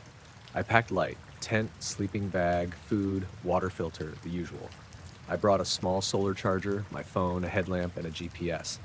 I don't bring a satellite beacon or anything like that. I like being out of touch. It was already getting cold when I finished setting up. I made dinner before sunset, just one of those freeze-dried meals, and sat out on a rock with tea for a bit before it got too dark. No fire. The stars were bright that night, and I remember thinking how weirdly still everything felt. Not eerie, just very still. No wind, no rustling, not even any bugs. I went to bed a little after 9. I'd stashed all my electronics in the mesh pocket inside my tent. Everything was off, and I remember that clearly because I always power everything down to save battery. I put my phone on airplane mode and turned it off entirely. Same with the GPS. I even clicked off the headlamp and made sure it wasn't accidentally set to the red light mode that drains battery faster. I remember doing it all by habit. Sometime later, I don't know the time, I woke up. No noise, no dream, nothing like that. I just opened my eyes. It was cold. Cold enough that I could see my breath when I sat up. The tent had this faint glow to it, not like a flashlight or anything inside, more like outside light coming through the nylon. But it wasn't moonlight. There was no moon that night, and I know what moonlight looks like in a tent. This was different. It had a bluish tint, soft but sharp at the same time, and it wasn't moving. At first, I thought maybe someone had come into the clearing with a lantern or something, but I didn't hear footsteps, no zippers, no branches snapping, just total silence. Then I noticed the sound. It was low, right at the edge of hearing. Not a hum exactly, more like static you feel instead of hear. Like the way a CRT TV used to sound when it was on mute, a pressure, almost. I sat there frozen for a while, I don't know how long. I remember thinking I should check my phone for the time, but I didn't want to reach into the pocket. It felt like moving would make something worse. Eventually I did. I unzipped the pocket slowly, just enough to feel around. Everything was warm. Not hot like a fire hazard or anything, but weirdly warm. My phone, the GPS, the battery pack, even the headlamp. I pulled the phone out and hit the power button. Nothing. Dead. Same with the GPS. Dead screen. I tapped the battery pack. No lights. Then I noticed something else. All of them were pointed in the same direction. They'd been stacked neatly in the pocket when I went to bed. Now they were all outside of it, lying flat on the floor of the tent, all angled toward the same spot. It wasn't perfect, like not measured or anything, but close enough to feel intentional. The screens were aimed toward the top right corner of the tent wall, like they'd been placed that way. That's when the fear really kicked in. Not panic, but that cold realization that something had happened while I was asleep. Something I hadn't woken up for. I unzipped the tent very slowly and looked out. The light was still there, this soft bluish-white glow that seemed to hang above the trees at the far edge of the clearing. Not a beam or a spotlight, more like a patch of the sky was just lit up, perfectly still with no source. I stepped out barefoot onto the cold ground without thinking. I only went a few feet from the tent. The air felt heavier than usual. Not humid, just thick. I kept looking up at the patch of light, trying to find the source, but it didn't have edges. It didn't reflect off the trees. It was just there. Then the light flickered. Just once. Like a power surge, if that makes sense. A quick pulse, and then it was gone. The clearing went back to full darkness. My eyes had to readjust. I stood there for a long time. Eventually, I went back in the tent and zipped it shut. I didn't sleep after that. I just sat there, fully dressed, waiting for the first sign of daylight. At dawn, I checked all the gear again. Everything was still dead. Battery pack was drained completely.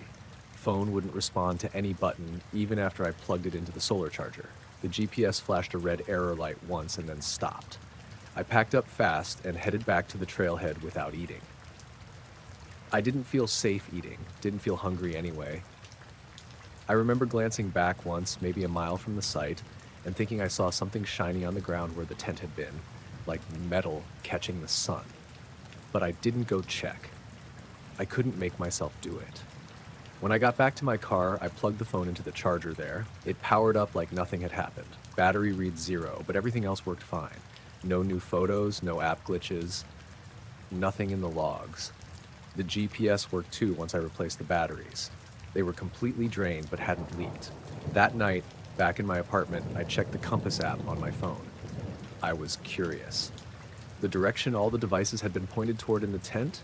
Northwest, just slightly off true north. I looked up what part of the sky that would have been from where I camped. It lined up with a patch of space somewhere over the western edge of Wyoming.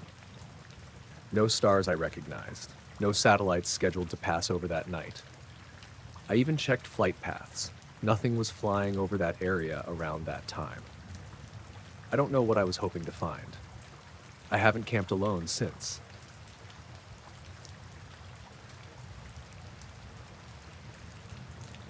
I was driving west through northern Nevada, heading toward Ely on Route 50 around 2 in the morning. That stretch gets called the loneliest road in America, and it earns the name. No lights, no towns, no radio stations. Just pitch black desert, mountains in the distance, and you, alone with your headlights. I'd left Delta, Utah a little after midnight. I was trying to make Ely before sunrise so I could catch a few hours of sleep in the motel I'd booked. I don't usually drive that late, but work ran long, and I figured cutting across the desert at night would be quicker. No traffic, no cops. My gas tank was about 3/4 full, and I had a big coffee in the cup holder. I remember feeling wired but steady, like I was locked in. Just me and the lines on the road. About an hour in, I saw someone up ahead on the shoulder. A person. That jolted me. I hadn't passed a car in over 30 miles. The figure was tall, standing still, facing the road with one hand raised like a wave or maybe a signal to stop. I slowed down out of instinct, just a little, and caught a better look as I passed. It was a man, probably mid-30s. Pale face, dark hoodie, jeans. Not carrying anything. No backpack, no water bottle, no flashlight. Just standing there, staring straight at me as I went by. He didn't stick out his thumb, just held his hand up. The whole thing lasted maybe 2 seconds, but it left a weird weight in my gut. He didn't look scared or lost, just placed there, like a mannequin someone left on the side of the road. I checked the rearview mirror, half expecting him to disappear or something, but he was still there, standing in the red wash of my taillights, shrinking in the distance. About 10 minutes later, I glanced at the odometer. I don't know why. I wasn't tracking mileage. Just bored, maybe. I remember the number. I'd gone almost exactly 11 miles since I passed the hitchhiker, and that's when I saw him again. Same guy, same clothes, standing in the same pose on the right side of the road, hand raised, face blank. I felt my throat tighten. I slowed down more this time, really looked as I drove past. It was him, no question. Same slight slouch in the shoulders, same jawline, same dark eyes staring into the windshield. No car around, no dirt path or driveway leading off the road, just high desert scrub and this guy, standing there like he'd been planted. I didn't stop. I sped up, actually. I started breathing harder without realizing it, my hands gripping the wheel tighter. I told myself it had to be a coincidence. Maybe there was a pair of guys hitchhiking, brothers or something, pulling a prank. Maybe one got dropped off ahead to freak out drivers. But the logistics didn't make sense. There were no turnoffs, no places to hide a car or switch positions. And the road was dead quiet. No lights ahead, none behind. 11 miles later, exactly 11, I saw him a third time. I slammed the brakes and came to a full stop in the middle of the lane. He was maybe 30 feet ahead, still on the shoulder. This time, he wasn't holding his hand up. His arms were at his sides, and he was angled toward me slightly, like he'd been waiting for me to pull over. I sat there for a few seconds, engine idling, hands shaking a little. He didn't move, just stood there. I thought about reversing, backing away slowly. But there was nowhere to go, just more blackness behind me. So I inched forward, foot barely on the gas, and pulled into the opposite lane to give him wide berth as I passed. As I drew even with him, he turned his head. That's all. Just turned and followed my car with his eyes. I didn't look directly at him, but I could see it in my peripheral vision. His body stayed still, just the head pivoting like it was on a track. Once I passed, I floored it. I don't know how fast I was going. Over 90, maybe more. My eyes kept flicking between the road and the mirror. I half expected to see headlights roaring up behind me or a figure sitting in the back seat. But there was nothing. Just the occasional road reflector zipping past and the faint hum of the tires. The weirdest part came maybe 20 minutes later. I'd finally calmed down a bit. No sign of the guy anymore, and I'd convinced myself I must have misjudged the distances or something. Sleep deprivation, dark road, whatever. I was starting to feel foolish. Then my radio crackled on. It was off. I hadn't touched it since Utah. No stations had come through for hours. But now it hissed to life, just static at first, loud and sharp, like a bad signal breaking through. Then I heard a voice. It wasn't clear. It sounded distant, like someone speaking through a fan. The all garbled vowels and muffled consonants. Not robotic, not inhuman, just wrong. Like it had been recorded underwater or picked up on the wrong frequency. It spoke for about 5 seconds. Just one phrase, maybe a sentence, then silence. Static cut off completely, and the radio went dead again. I hit the power button a few times, tried the tuner. Nothing, just a blank display. I drove the rest of the way to Ely in silence. When I pulled into the motel parking lot, the sky was starting to gray up. I checked into my room, locked the door, and sat on the edge of the bed for a long time before even taking off my shoes. That's when I finally looked at the odometer again. I hadn't checked it since the third time I saw him. I did the math. From the first sighting to the last, it was exactly 22 miles. Then, another 20 or so to the edge of town. But my trip meter, which I'd reset when I filled up in Delta, said I'd gone 79 miles total. That's at least 35 miles unaccounted for. I didn't take a wrong turn. There were no turns. It was a straight shot, and I didn't stop, not even to pee. I told myself maybe the trip meter was off. Maybe I reset it later than I thought. Maybe I'm just misremembering. But it still bugs me. I can't explain it. I've driven that road twice since, both times during the day. I never saw anyone. No hitchhikers, no weird signals, no glitches in the mileage. But I've noticed something else. The shoulder where I saw him, all three spots, is narrow and uneven. Loose gravel, no clear place to stand for more than a minute without risking a twisted ankle. I pulled over and got out the last time, just to check. It's not a place anyone would choose to wait, especially not in the dead of night. But there were footprints. Faint, half filled with dust, but definitely human. Just a few. Like someone had stepped out of the scrub, stood for a moment, then stepped back again. I saw them in all three places. Same size, same tread pattern, same number of steps. 3 steps out, 3 steps back. Nothing else.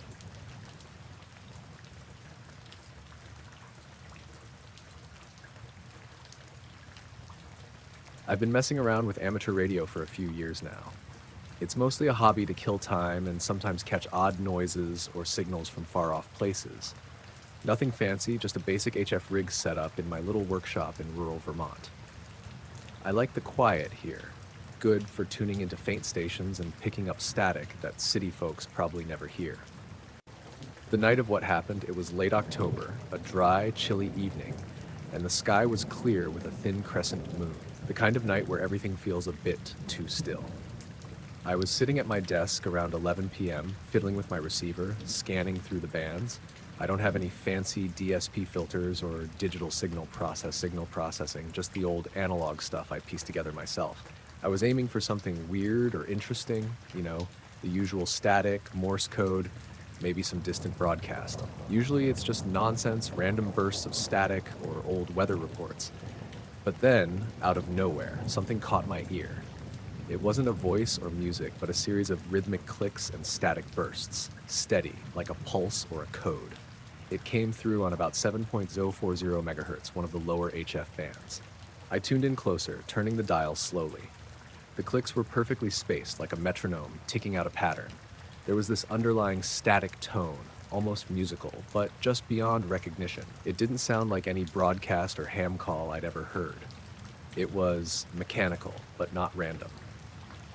I grabbed my little notebook and started jotting down the timing between clicks, about every 1.3 seconds. I ran the signal through my filters and headphone amplifier, trying to make sense of it. The clicks stayed steady, not shifting or breaking rhythm. I felt oddly drawn to it. I'd never caught something like this before. Then, just as I leaned forward to adjust the volume, my rig powered off abruptly. No warning, no static burst, just dead silence. The digital display went dark, all the knobs and meters stopped responding. I checked the power supply, all seemed fine. I unplugged and plugged everything back in. Nothing. The radio just wouldn't turn on. I thought maybe the power had tripped in the house, so I checked the breaker box. Everything was fine. I tried the rig again. Still dead. I glanced at my watch. It read exactly 11:17 p.m. I was confused, but figured I'd wait a bit before digging further. It was odd that the whole thing shut down right as that signal was playing. I didn't want to leave my setup unplugged for too long, though. I sat back, eyes flicking to the dark radio on the desk, feeling a mix of annoyance and curiosity. 15 minutes passed, and the rig still refused to start. Then I noticed something weird. The small analog clock on the wall, the one that ticks softly, had stopped moving. The second hand was frozen at 11:18 p.m. I blinked, shook my head, and nudged the clock. It started ticking again. I looked back at my watch. It was 11:20. But then I checked the rig again. At 11:30 exactly, without me touching anything, the radio suddenly powered back on. The screen lit up like nothing had happened. It went through its startup noises. I checked the time on the rig's internal clock. It was exactly 11:30 p.m., 13 minutes after it went dark. I leaned back, feeling that creeping sense of what just happened. I had no power issues in the house, and no one else had been near the gear. The radio didn't act like it had a blown fuse or a loose cable. Curious, I turned the dial back to 7.4 megahertz. Static. No clicks. I scanned up and down the band trying to catch the rhythm again. Nothing. I tried to reboot a couple of times and everything seemed normal. I figured I'd write down what happened and keep an ear out for that signal again. But the strange part wasn't over. The next night, same time, same frequency, I waited. Hours passed. No rhythmic clicks. Just usual static and occasional ham chatter. The night after, still nothing. A few nights later, I was back tuning at the same frequency, and this time I noticed something else. Very faint and far off, almost like a whisper layered beneath the static. A kind of low hum, almost a vibration you feel in your bones rather than hear clearly. I sat still, waiting for the clicks. They never came. I packed up and went inside. Days later, while talking to a friend who's also into radios, I asked if he'd ever heard anything like rhythmic clicks on those frequencies. He shrugged, said sometimes odd signals pop up from distant military or weather satellites, or sometimes just interference. But it didn't feel like interference to me. Too precise, too deliberate. Over the next couple weeks, my rig worked perfectly, no shutdowns. The clicks never came back. I checked the spot where I keep my setup for any signs of damage or tampering. Nothing. The whole thing felt off, like I'd stepped into a glitch of reality. I even double-checked the house wiring and electronics. Nothing wrong. I can't explain what that signal was or why my gear died right when I heard it. The 13-minute blackout on my radio's power supply lines up too neatly with the signal's disappearance to be coincidence. But I have no clue what connection there could be. I don't have the equipment to record or analyze it properly, and honestly, I'm hesitant to try tuning into that frequency again.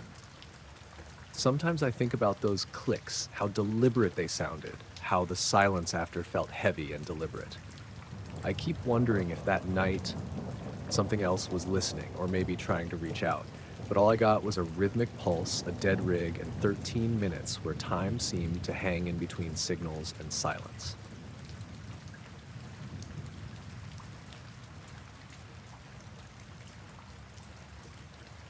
I was hiking alone in the White Mountains of New Hampshire, late September of 2022. My name's Emma Collins, and I usually spend a good chunk of my weekends on trails, especially in the fall when the leaves turn. That year, I'd taken a few days off work and decided to tackle a lesser-known path near Franconia Notch State Park. It was supposed to be a quiet, easy 3-mile loop called the Pemi Trail, mostly wooded with some open views. I started mid-morning when the weather was cool but dry, a crispness in the air that hinted at early autumn. The sky was partly cloudy, with patches of sun slipping through the treetops as I walked. The forest was mostly quiet except for the usual sounds: birds, the crunch of my boots on leaves, and the occasional rustle of squirrels or chipmunks. About an hour into the hike, I stopped near a small clearing by a stream to drink some water. That's when I noticed the stone. It was lying just off the path, partly buried under some fallen leaves and twigs. At first, I thought it was just a smooth rock someone had left behind. It was unusual looking, perfectly circular, maybe the size of a hockey puck, and the surface was almost glassy but matte, like polished river stone, only more uniform. I picked it up without much thought.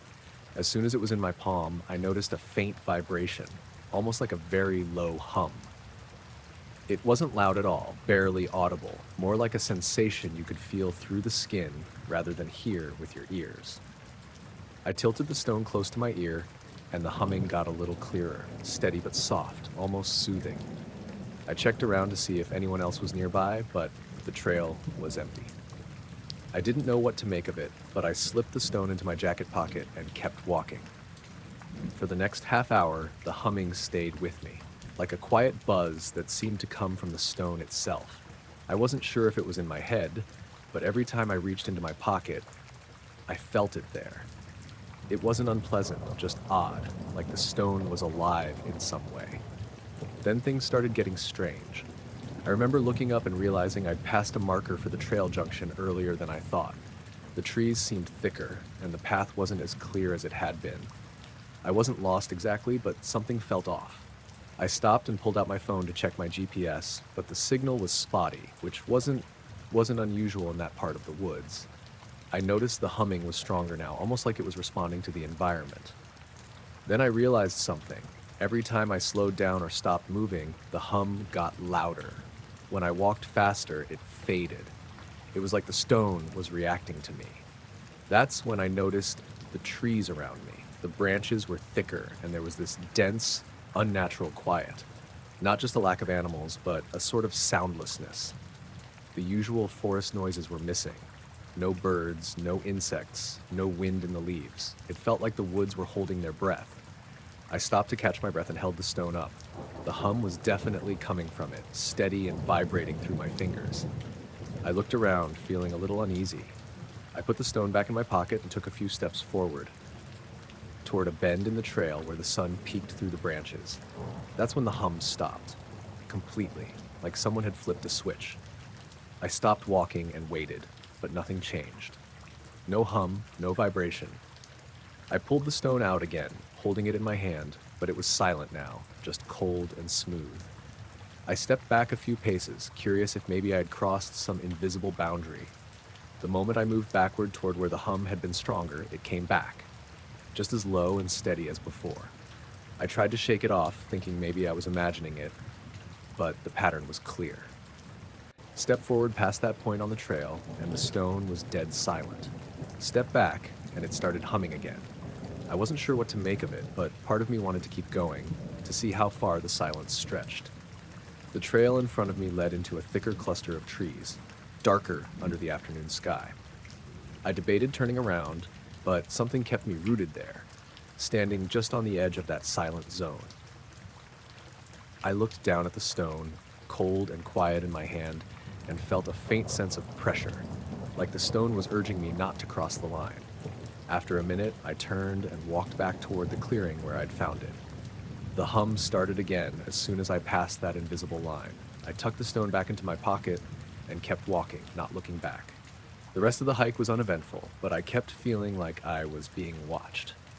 The forest seemed to close in around me differently than usual, shadows lingering a little too long. I quickened my pace and made it back to the parking lot just before dusk. I tried to research the stone later, but nothing came up. No local legends, no geological matches, nothing. I still have it in a box on my shelf. It doesn't hum anymore, no matter what I do. But I know that day, on that trail, something was different. Something I can't explain. I don't know why the stone reacted that way or what the silent boundary was, but it felt like crossing it might have changed something. I never went back to finish that hike.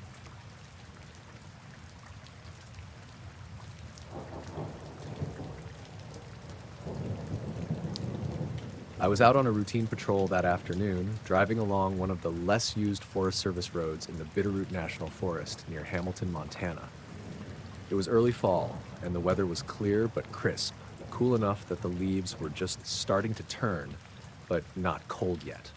The kind of day where the light feels softer, like it's easing into something. I'd been working as a ranger here for about 5 years by then, mostly doing the usual, checking trails, looking for illegal campfires, making sure people weren't messing with the environment. Nothing too exciting. But that afternoon, I came across something I still don't quite understand. I just left the ranger station after grabbing some paperwork to fill out, and I decided to take a less traveled route through a patch of forest I hadn't checked in a while. The road was narrow, gravel, winding through thick stands of Douglas fir and lodgepole pine. The forest was quiet, no wind, no birds, just the muffled crunch of my boots when I got out to check the map. As I was walking along the edge of the road, something caught my eye. About 50 yards off the path, there was a cluster of trees, maybe a dozen or so, and all of them had their bark stripped off in these spirals. Perfect spirals, wrapping around the trunks like giant carved grooves. It looked so deliberate, like someone had taken a huge, sharp tool and carefully shaved the bark off in a twisty pattern. But the spirals didn't make sense. The cuts were clean and smooth, no jagged edges or ragged bits. The bark was completely gone from those strips, but the wood underneath looked untouched. No gouges or damage. I stared for a minute, trying to figure out what I was looking at. I've seen trees damaged by animals. Sometimes bears scratched the bark or deer rubbed their antlers, but nothing that looked like this, not even close, and no other trees around had anything like it. I pulled out my gloves and touched one of the spirals gently. It felt dry and rough under my fingers, but there wasn't any sap or evidence of injury, just bare wood, perfectly exposed. The quiet in the forest seemed to press in on me. I looked around for footprints or anything that might explain how this had happened, like maybe a group of people had been using tools here, but there wasn't a single mark in the dirt or the leaves. The ground was undisturbed, like no one had been there for days. No broken branches, no crushed undergrowth. I thought maybe it was some kind of natural phenomenon I hadn't heard about, maybe a fungus or insect I didn't know that peeled bark off in spirals, but I couldn't find any sign of that. The bark strips were too uniform and clean for insects. Something else was off, though. The air felt heavier, quieter than it should have been, almost like the forest was holding its breath. I checked my watch. I'd only been there maybe 10 minutes, but the light was starting to fade faster than it should have, like dusk was coming early. I tried to shake the feeling and took out my phone to snap a few photos. As I did, I caught a faint sound, like a low hum coming from somewhere nearby. It wasn't wind or animals. It was steady, barely noticeable, like a faint vibration under the usual forest noises. I stopped moving and listened carefully. The humming wasn't coming from the trees with the stripped bark, but it was close, just beyond the cluster, deeper in the woods. The more I focused, the clearer it became. But it was hard to pinpoint. I wasn't sure if it was my imagination or something real, so I kept my phone out, ready to record. I took a couple of steps toward the sound, but the forest suddenly felt different, like the shadows grew longer, thicker. Then, without warning, the humming stopped. The silence returned, total silence, like the forest had gone completely still. I turned around ready to leave, but I noticed something else. The light behind me, where I'd come from, looked strange. Like a faint shimmer in the air, like heat waves you see on asphalt in summer, but the temperature was definitely not hot. I blinked and the shimmer disappeared. I looked again. Nothing. I didn't see or hear anything else, so I headed back to my truck. I kept glancing over my shoulder as I walked, half expecting to see movement, but the forest was empty. On the drive back to the station, I kept replaying what I saw in my head. Perfect spirals stripped from tree bark, no footprints or tools, a low hum that vanished suddenly, and that weird shimmer of light. I told my supervisor about it later that day, and he looked at me like I was making it up or tired. They sent a crew out a few days later to check it out, but when I went back with them, the spirals were gone. The trees looked normal, bark fully intact, no signs of anything unusual. No one could explain how that had happened or why the spirals disappeared. I'm not sure if I was imagining things or if the forest itself changed, but whatever it wasn't natural, or at least nothing I've ever seen before. I still drive past that area sometimes when I'm on patrol, but I haven't seen anything like it since. And that hum, well, I don't think I ever heard it again.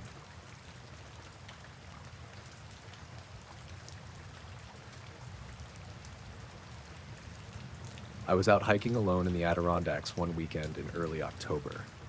The weather had been clear all day, cool but not cold, that perfect crispness that makes the forest smell sharper, more alive. I'd been following a trail I'd never taken before, trying to get away from the usual spots where everyone crowds around in the fall. By late afternoon, the sun was low, casting long shadows through the trees, and I decided to cut off the main path to explore a little deeper into the woods. I was walking uphill, the ground crunching underfoot from dry leaves, and I kept my eyes on the trail, but also scanning around for any good spots to stop and rest. Then I noticed something odd just ahead off the trail, near a bend where a few big oaks crowded together. At first, I thought it was a small clearing, but it wasn't just open space. It was an area, maybe 15 by 20 feet, where the moss and leaves were completely flattened, like someone had taken a giant rolling pin and pressed down the whole patch. It looked strange, unnatural. Usually the forest floor is kind of messy, leaves and moss in random clumps, but this was like a big smooth carpet all smashed down evenly. The leaves didn't look crushed or broken, like just pressed flat as if a heavy weight had settled on top of them, then lifted straight up without disturbing anything else. I looked around carefully. There were no footprints, no broken branches, no signs that a big animal had been there. The nearby twigs and smaller plants were all standing straight, untouched. No dirt kicked up, No obvious disturbances like a fallen log or human activity, just this perfect flattened patch of moss and leaves. I knelt down and touched it with my hand. The moss was cold and damp underneath, like usual, but the top layer was almost stiff from being so compacted. The weird thing was that the moss and leaves on the edge of the patch kind of curled upward, like the edges of a pressed flower or something you'd see in a nature preserve specimen. But this was way bigger and in the middle of the forest. No explanation for it. I glanced around nervously. I was alone, miles from the nearest trailhead, and the sun was dipping behind the trees fast. I'd been hiking alone for years and seen plenty of weird natural things, but this just didn't fit. I pulled out my phone to take a picture, but the screen flickered and froze for a second, then came back. The battery was fine, full charge from earlier that morning. I stood up and scanned the area. The forest was quiet except for the usual creaks and distant bird calls. No wind, no movement. I had this odd feeling that something was watching me, but when I looked through the trees, there was nothing. No animals, no people. I took a couple of pictures, then backtracked a little to the trail to keep moving. But every few steps I took after leaving that patch, I kept looking back over my shoulder, half expecting to see something or someone coming after me. Nothing ever did. That night, back at my cabin, I tried to research if anyone else had reported something like that. An area of forest floor perfectly pressed flat without any sign of disturbance, but I didn't find anything. Just some random forum posts about crop circles and odd ground impressions from big animals or logging machines, but nothing like this. Over the next few days, I kept thinking about it, and sometimes when I was out hiking in other places, I'd glance at the ground, expecting to find more of those flattened patches. But I never did. It was just that one spot, deep in the woods, exactly the way I left it. I thought maybe it was some kind of natural phenomenon, like a plant disease or fungal growth that made the moss and leaves collapse like that. But the edges being curled up, the lack of disturbance around it, and the sheer size of the area didn't add up. The weirdest part was how I felt right after I left the spot. My heart was pounding, but not from exertion. Just a slow, heavy pressure in my chest, like I'd been holding my breath without realizing it. The forest around me seemed quieter than usual, like the usual background noise was gone. Even the air smelled different, more sterile, almost metallic in a way I can't explain. I didn't tell anyone I was out there alone that day, just kept it to myself. No one I know hikes that far or would believe me without seeing it. I went back later with a friend, hoping to show them the spot, but when we got there, the moss and leaves were just normal again. No flattened patch, no curled edges, just regular forest floor like nothing had happened. I've been back a few times since, always around the same time of day, hoping to see it again or figure out what it was. Nothing. But every time I step near where that patch was, I get that same heavy feeling in my chest, like something's pressing down on me. It's subtle, but it's there. I don't know if what I saw was natural or if something else was there, pressing down on the earth in a way that left no trace, except for that strange flattened patch. It doesn't make sense, and it doesn't feel like something ordinary. I keep wondering if I missed something obvious or if it was just my imagination running wild. But I keep coming back to that spot, hoping to catch another glimpse, even though I'm not sure I want to. It's the kind of thing you don't talk about much because it sounds crazy, but it really happened. The forest was quiet, the air still, and the ground pressed flat like something huge had settled there, then vanished without a trace.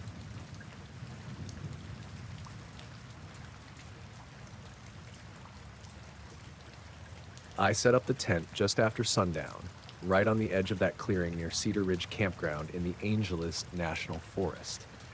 My friends, Danielle, Marco, and I had driven up that afternoon, hoping for a weekend away from the city. The air was still warm when we unloaded the gear, but by the time we'd pitched the tent and made dinner on the little propane stove, the temperature had dropped sharply. The sky was clear, a few wisps of cloud drifting against a darkening blue. After dinner, we sat around the campfire cracking jokes and roasting marshmallows. The usual night sounds were there. Cicadas buzzing in the trees, the crackle of small branches as critters foraged nearby, an owl calling off in the distance. We'd planned to hit the sack early, long hike the next morning, but around 10 p.m., Marco stopped mid-sentence and cocked his head. "You hear that?" he asked. We paused. At first, there was just the fire and our breathing. Then a low vibration started, so subtle we almost missed it. It felt like the ground itself was humming. I looked at Danielle, whose eyes were wide, scanning the treetops. "It's like a bass note," she said, "but everywhere." The sound grew just loud enough that we could feel it against our chests, a deep, steady thrum. It didn't come from any one direction. It was all around us, as if it were under the soil, up in the canopy, and behind our ears at once. The campfire popped, and I swore I felt a tremor in the logs. Danielle stood up and held her hands out, palms shaking.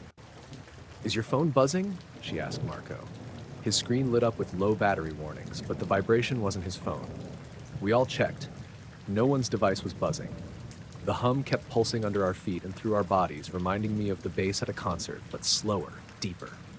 I felt my heart rate pick up. "What is that?" I walked a few paces away from the fire, toward the edge of the clearing. The hum was stronger here, like a drumbeat under the earth. I knelt and put my hand on the dirt. No vibrations I could feel in my palm. I stood up and turned in a slow circle, trying to locate it. Then the night went quiet. The humming stopped so suddenly that the air seemed to snap back into place. Critter noises picked up again. Crickets, frogs, the distant hoot, like nothing weird had happened. We stared at each other. Marco rubbed his arms. "Did you catch that?" Danielle shook her head, her ponytail swinging, like it was waiting for us to notice. I looked up through the silhouettes of pine and oak, expecting to see something, maybe a flashlight beam or a distant car, but there wasn't anything. No glow on the horizon, no lines of light through the trees. The moon was just a sliver behind clouds, the clearing lit only by our dying fire. The sudden silence felt heavy. I was aware of my own breathing again. We all moved a little closer to the fire, as if proximity to the flames would keep us safe. We tried to talk ourselves out of it. Marco said it might have been a gas line deep underground, some kind of fault in the earth. Danielle suggested it could have been a helicopter far off, but the noise was too low and too steady. No one had heard rotor blades, and helicopters don't just vanish into silence. I glanced at my watch, 10:17 p.m. We were quiet for a few minutes, letting our nerves settle, but none of us could shake the feeling that we were being watched. Then the fire sputtered and went dim. A nagging breeze had picked up, rustling the leaves overhead. I got up and refilled the stove tank, hoping the extra light would help. When I knelt back by the fire, the embers flared as the breeze hit, and I thought I heard something else. A faint scraping noise, like cloth drawn across rough wood, coming from just beyond the tree line. I rolled my eyes at my own imagination, but Marco froze, staring into the dark. Danielle held up a hand. "Shh!" The scraping came again, slow and irregular, right where the trees met the clearing. We could almost see shapes moving, but every time our firelight swept that direction, there was nothing, just the trunks and undergrowth. I stood up, feeling exposed. "Maybe it's just branches swaying," I said, forcing my voice to stay calm. A shard of moonlight cut across the clearing, then dimmed behind a cloud. I noticed the shadows on the ground looked wrong. They stretched and recoiled slightly like wrinkles in a sheet. At the same time, the scraping noise stopped, and a soft breeze stilled. That's when Danielle whispered, "Guys, look up." We turned as one, eyes scanning the sky. In the break between clouds, there was a faint glow, hard to spot at first, like light leaking through a crack. Then we saw it. Above the treetops, a pale, ovular shape hovered maybe 200 feet up. It was smooth-edged, dim, but distinct against the dark sky.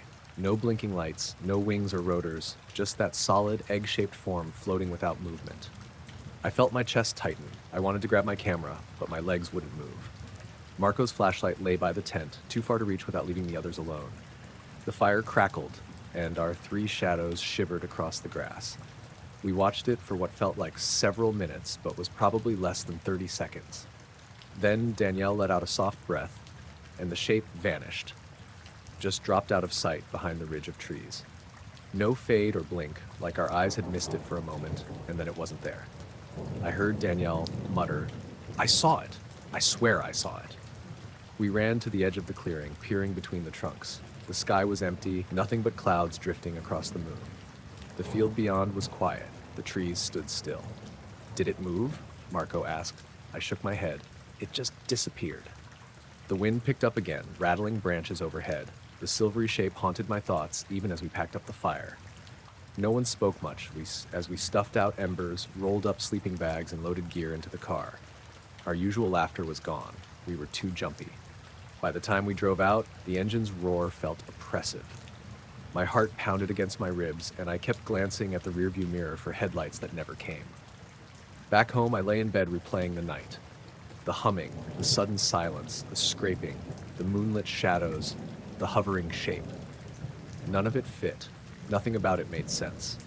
I haven't told many people, just mentioned it to a coworker who laughed and called it cabin fever. But Danielle texted me this morning. "Did you look outside last night?" I peered out my window at my own backyard.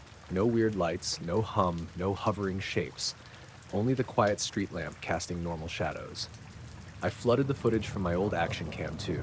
Maybe I hit record without noticing, but there's nothing. Just the flicker of firelight and 3 pairs of wide eyes staring into darkness. I don't know what we heard or saw. All I know is, for a few minutes, the world felt off kilter. Like we'd slipped through a crack where the night was watching us back, and then it let us go.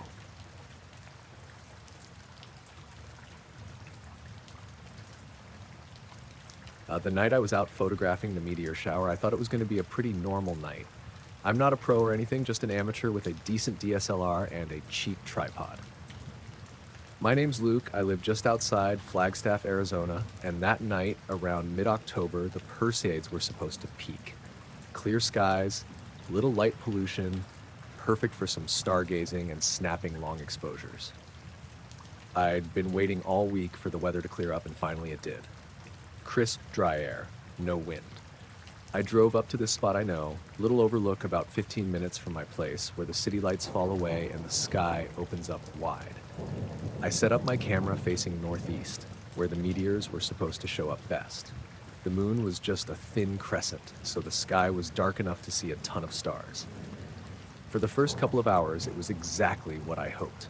Meteors streaking across the sky, random flashes, the usual sparkling chaos. I'd get a shot every few minutes with a bright trail cutting through. I'd glance at the screen, adjust settings, and just enjoy the quiet. The whole place felt isolated, only the faint sounds of crickets and the occasional rustle of a breeze through the scrub. Then I noticed something odd. At first, it was just a small point of light, kind of glowing softly but steady, almost like a star, but too bright to be one. I thought maybe a plane, but it wasn't moving like one. I zoomed in a bit, just out of curiosity, and the shape wasn't a point at all.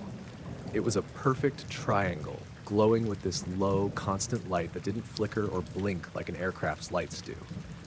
It was just sitting there, completely still against the backdrop of moving stars and meteors. No sound, no blinking lights, no navigation strobes, nothing that made sense for any kind of plane or drone I'd ever seen. I took a few shots with the camera's zoom all the way in.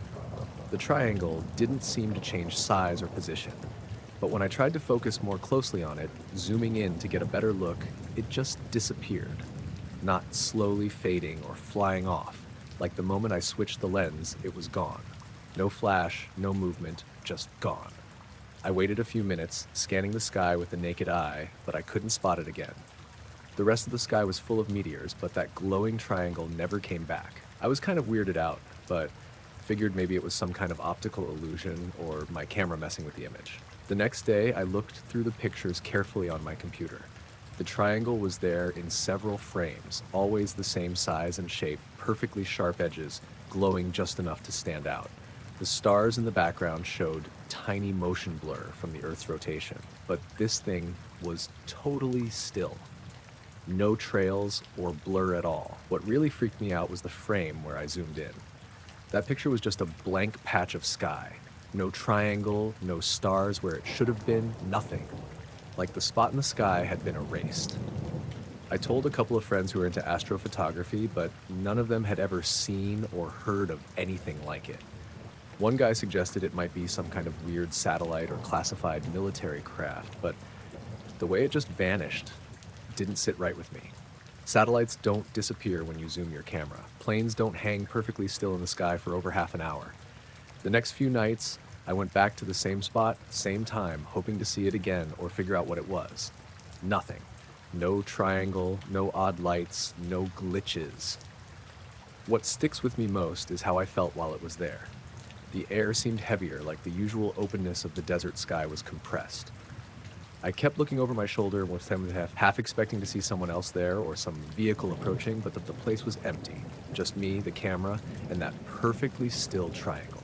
I didn't hear anything unusual, no engine noise, no radio static, no humming, just silence. And when I finally tried to zoom in, that was it. Gone. I don't know what I caught on camera. Could have been some kind of reflection or camera glitch, but the shape was so clean and distinct, it didn't look digital or accidental.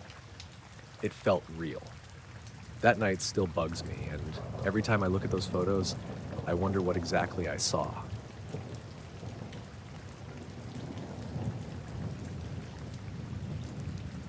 We booked the cabin on a whim, just me and my girlfriend, Sarah. It was late October, and we wanted to get out of the city for a few days. The place was out near the edge of the Olympic National Forest in Washington, super remote, surrounded by dense evergreens and fog-prone weather. Perfect for just unplugging. The cabin had no cell service and only a small wood stove for heat. No internet, no distractions. We arrived late afternoon after a long drive. The air was chilly but dry, with a faint pine smell everywhere. The trees around the cabin were tall and thick, making the whole place feel like it was swallowed up by the forest. After unpacking, we made a small fire in the stove and settled in for the evening. It was quiet, except for the crackling fire and occasional woodpecker tapping somewhere outside. Later, after dinner, we went outside just to stretch and look around before dark. The sky was already turning that deep gray blue of early evening, and low clouds were rolling in. The fog was thickening quickly, drifting between the trees and crawling up from the ground. We stood on the small wooden porch, watching the mist snake through the branches. Sarah pointed up suddenly, saying, "Hey, do you see that?" I looked where she was pointing, just above the treetops, maybe 50 feet up. A shape was moving slowly from left to right. It was flat and round, like a disc, and it glided silently through the air. It wasn't bright or glowing, but it stood out against the gray sky, like a dark shadow sliding just above the canopy. The edges were smooth and well-defined. It moved slow, almost lazy, like it was drifting on invisible currents. I blinked a couple of times, thinking maybe I was seeing things or the fog was playing tricks, but Sarah's face was tense, her eyes fixed on the object. Neither of us said anything for a moment. Truce just watched. Then the disc disappeared into the thickening fog at the far end of the tree line. It didn't speed up or vanish suddenly. It just kind of faded out like the mist swallowed it whole. We went back inside, trying to brush it off as a weird shadow or a drone maybe. But there was no way a drone would be flying out there in the middle of nowhere, especially at dusk. The silence afterward was heavy, and I remember feeling this low, creeping unease that stuck with me the whole night. The next morning was foggy and cold. We decided to hike a little trail near the cabin, but the fog was so thick it made the trees look ghostly and distorted. The trail was muddy, and the air was still. At one point, Sarah stopped and said she thought she heard a faint humming, like electrical wires buzzing. I didn't hear anything, but she sounded sure. Later, we both noticed something odd about the trail. The ground was covered in small patches where the leaves and pine needles were crushed down flat, like someone or something had walked or sat there recently. But there were no footprints or animal tracks, just these flattened spots in irregular patterns. We followed them for a bit, but they just ended abruptly, vanishing into the underbrush. We didn't find anything else unusual on the hike, but the whole time I had this weird feeling of being watched, even though we didn't see anyone else. It wasn't paranoia, just a real physical sensation that made me keep glancing over my shoulder. That night, back at the cabin, the fog rolled in thick again, swirling around the windows and making the porch light glow dimly through the haze. We stayed inside, windows shut tight, and I kept hearing noises outside. Soft rustling, like something moving through leaves, but whenever I looked out, nothing was there. I tried to read and keep busy, but my mind kept drifting back to that disc. It wasn't like anything I'd ever seen, and I couldn't get the image out of my head. The silence felt different, heavier, like something was lingering just beyond sight. By the time we left 2 days later, the fog had mostly lifted, but the forest still felt off. Driving back to the highway, I glanced in the rearview mirror and thought I saw a dark shape hovering briefly just above the treetops, but when I blinked, it was gone. I haven't told many people about what we saw, partly because it sounds ridiculous and partly because I'm still not sure what it was myself. It's like the forest kept a secret those few days, something just out of reach, something silent and drifting in the mist.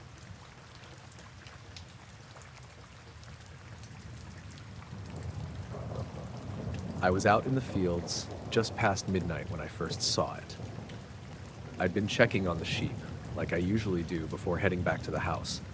The night was clear and cold, the kind of late spring night where the air still feels sharp but the frost is gone. The moon was high and bright, spilling pale light across the pasture. The sheep weren't scattered like they normally were. Instead, they were all bunched up tight in a circle, right in the middle of the field, which I thought was odd.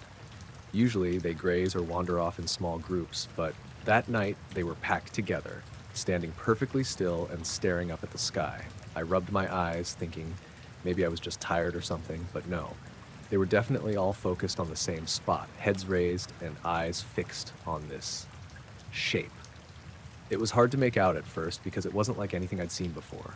Imagine a black blot against the moonlight. But it wasn't reflecting or shining or casting a shadow. It just seemed to absorb the light, like a hole in the sky. I looked up, trying to see what it was. It was big, flat, and kind of rectangular, but with edges that seemed to blur, like it was slightly out of focus or moving in some way I couldn't pin down. No stars showed up through it, and the moonlight stopped right at its edges.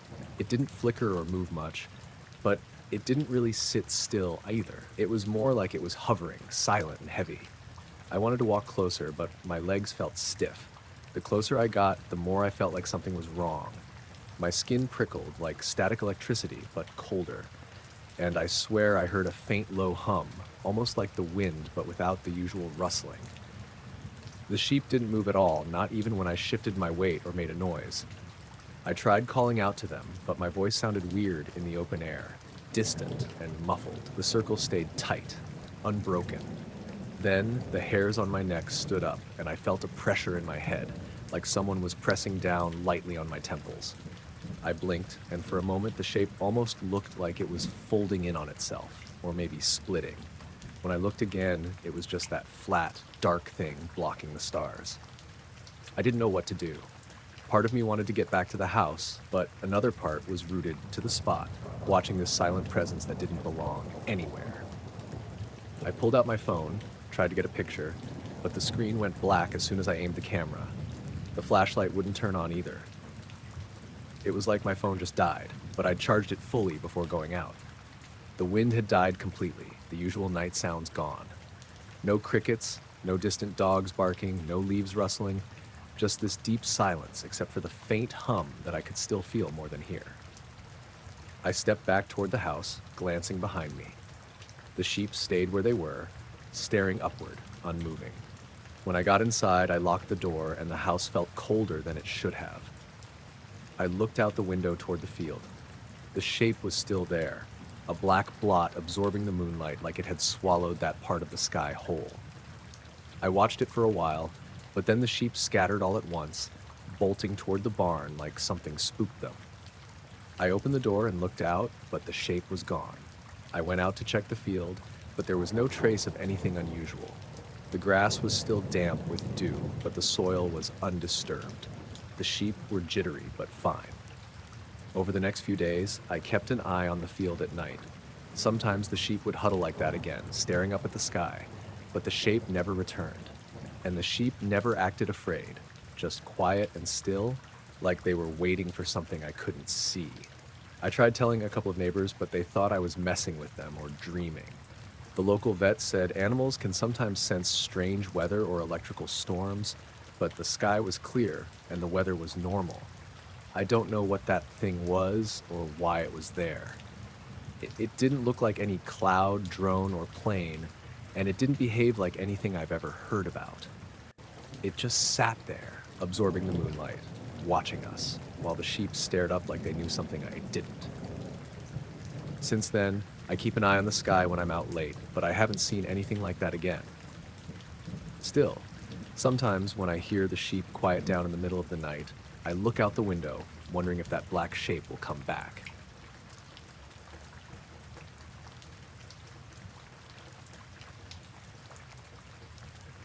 My name's Josh Walker, and this happened just outside of Des Moines, Iowa, in the middle of last summer. Me and my friend Tyler had been wanting to get away from the city for a night, just to camp somewhere quiet and clear. We're both into that kind of thing. Campfires, stars, the whole deal. So we packed up and headed about an hour west, near this big stretch of farmland. The weather was hot but dry, typical mid-July, with a little breeze that didn't quite cut the heat. We got to a spot off some dirt road that led into a field bordered by a thin line of trees. It was a good place, no houses around, just open sky and crops. We set up the tent and started a fire just as the sun was dipping down. Nothing too fancy, just two guys trying to relax. As it got dark, the sky filled with stars, clearer than we'd seen in months. We sat by the fire, drinking some beers and talking about everything and nothing. Tyler pointed out some constellations while I fiddled with the cooler, trying to get more ice for the beers. The cicadas and crickets had started up, but otherwise it was pretty quiet. Then, a little after 10 p.m., Tyler nudged me and said, "Hey, look at that." I looked over to where he was pointing, across the field, maybe 200 yards away. At first, I just saw the waving corn stalks lit by the moonlight, but then I noticed something weird happening above them. It looked like a shimmering, like the heat waves you see on a hot road in summer, only this was moving sideways, rippling across the field like a slow pulse.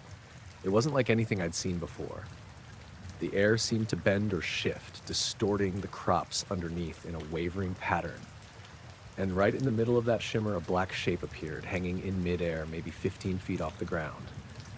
It wasn't big, about the size of a car, and it didn't move. Just there, completely silent and still. The outline was solid black with no features or lights. The shimmer around it flickered like waves breaking. Then the whole thing vanished just as suddenly as it had appeared, leaving nothing but the empty field. I swear, the whole thing lasted maybe 5 seconds, tops. Tyler and I just stared at each other, trying to figure out if we'd seen the same thing or if the heat was messing with our heads. I asked him, "Did you really see that?"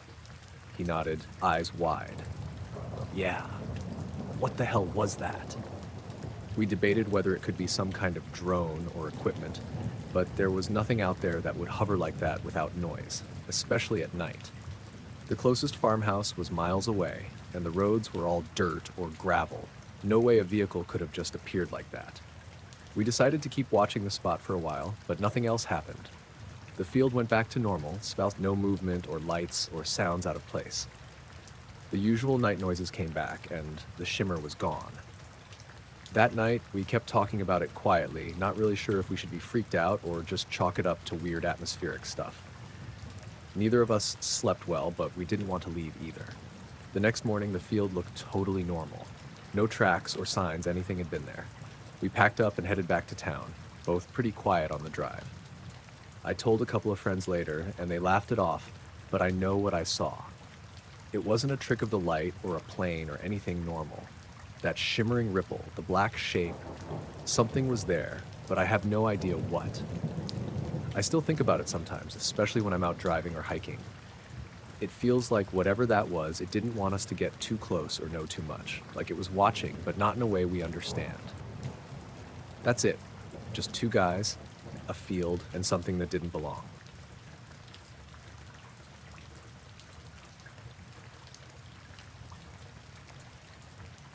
I was parked at this old roadside diner on Highway 85, just south of Sioux Falls.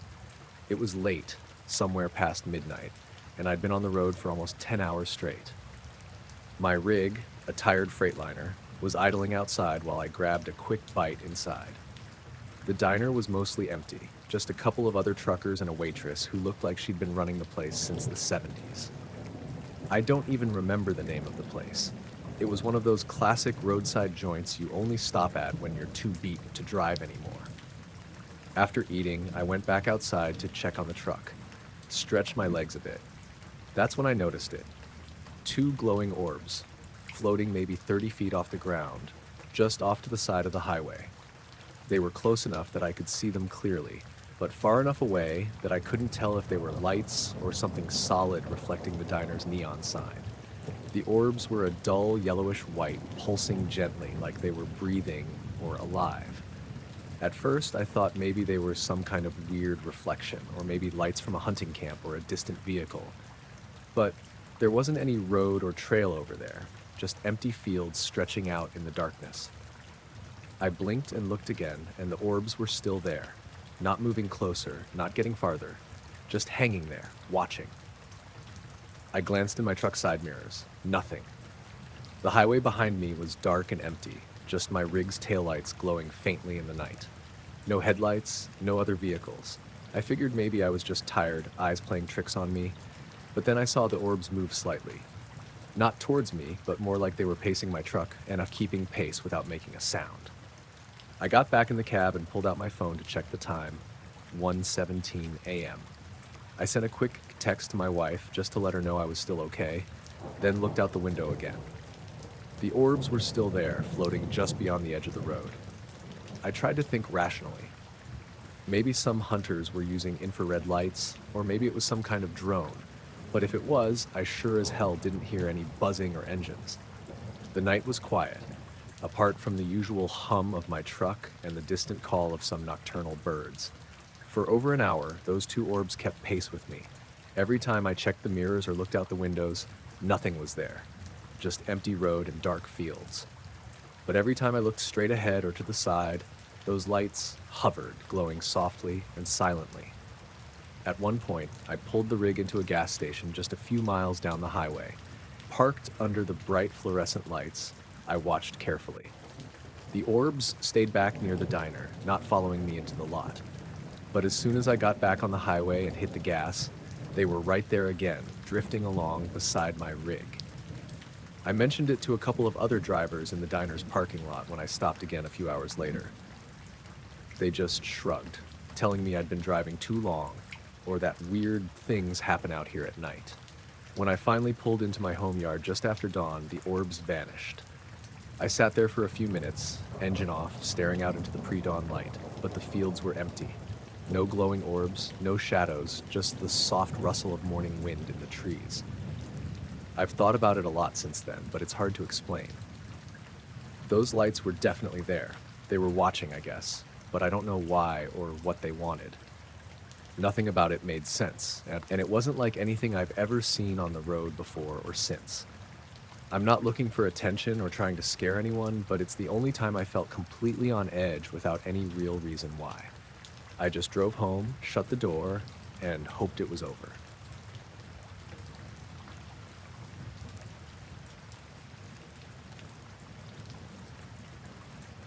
I was flying solo out of Chicago Executive Airport on a late summer evening in 2019. My name's Mark DeLuca, and I'm a private pilot with a few hundred hours logged, mostly local hops and some cross-country flights. This trip was a routine ferry flight to a small airstrip near Traverse City, Michigan, just north of the Lower Peninsula. The weather was clear but humid, with a thin haze hanging over Lake Michigan that made the sunset look softer than usual. I took off around 7:30 p.m., planning to cruise at about 7,500 feet for the roughly 2-hour trip north. The air was calm and everything felt normal as I climbed out over the city and headed toward the lake.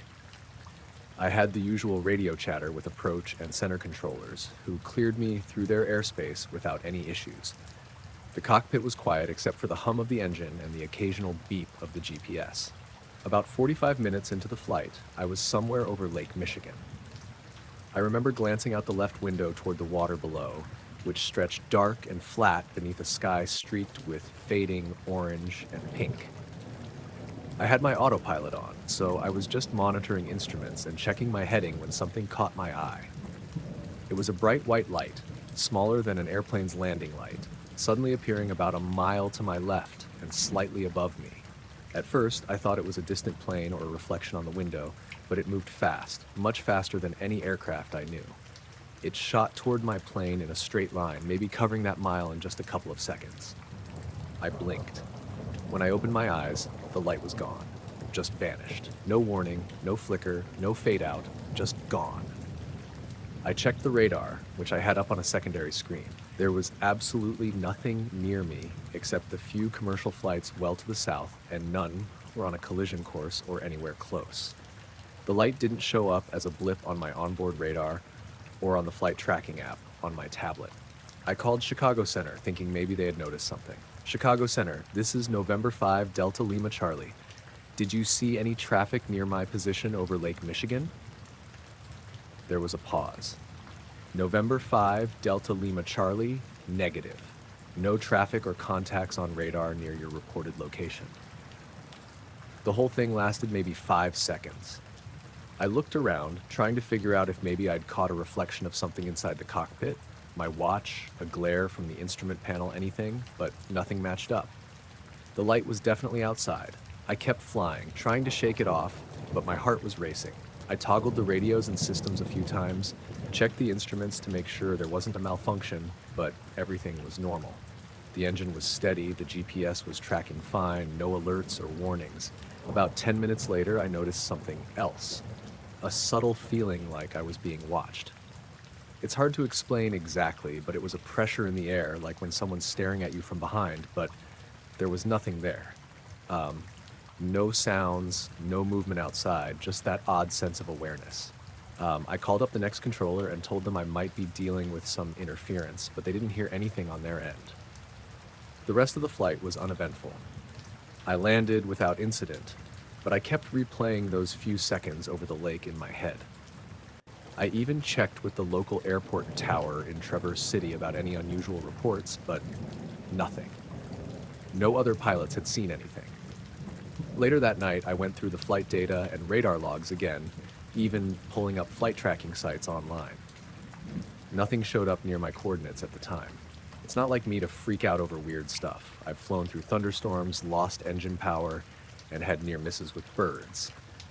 But this light appearing out of nowhere, moving way too fast, then disappearing, was something else. I don't know what it was, and I haven't told many people because it sounds crazy. But it felt real, like something was there for just a moment, and then it was gone.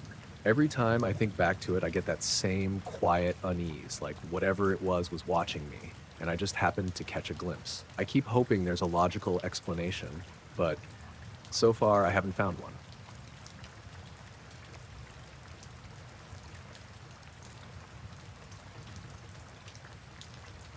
I was camping alone near the rim of Red Feather Canyon, a little-known spot about an hour outside Flagstaff, Arizona.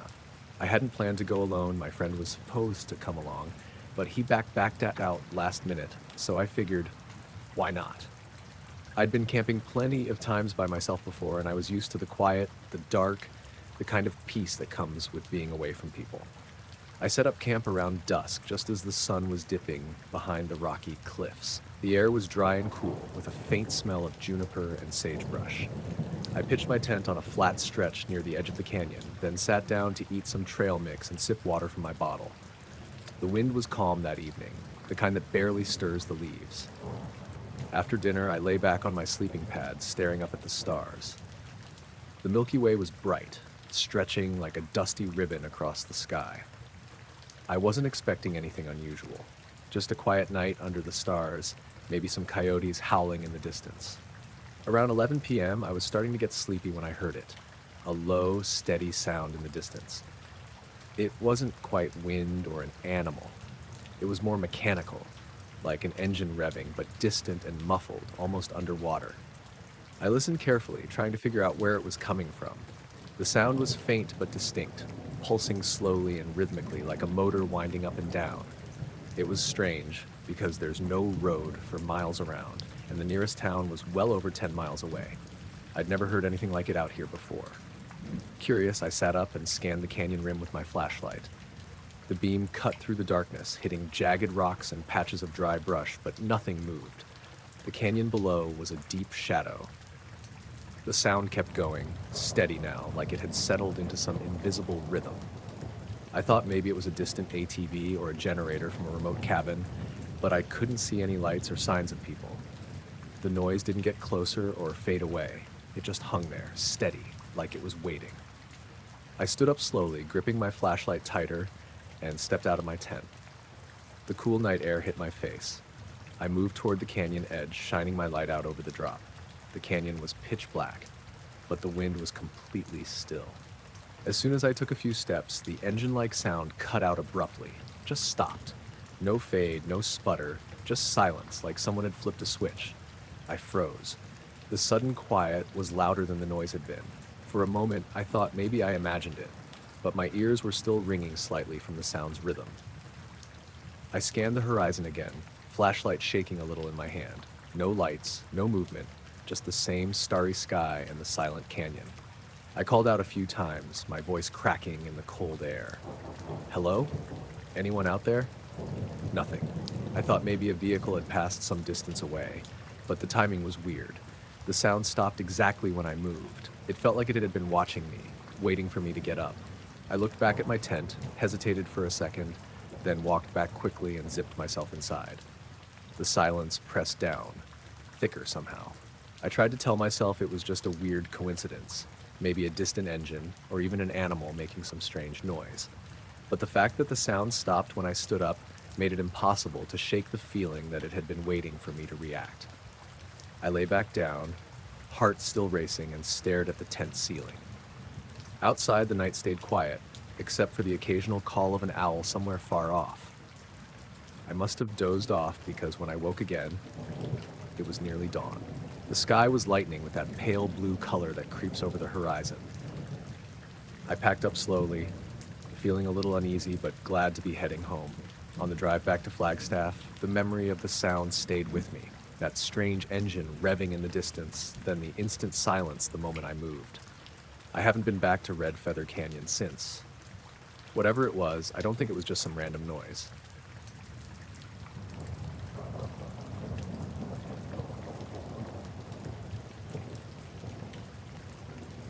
The day had been a mess from the start, but I figured that was just part of chasing storms in Oklahoma.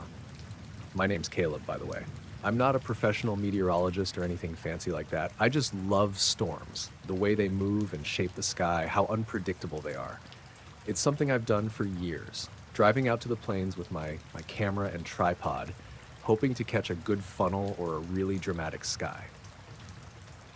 That afternoon, the forecast looked promising. There was a strong cold front pushing through, and the clouds were piling up fast. By late afternoon, the whole sky had turned this angry slate gray.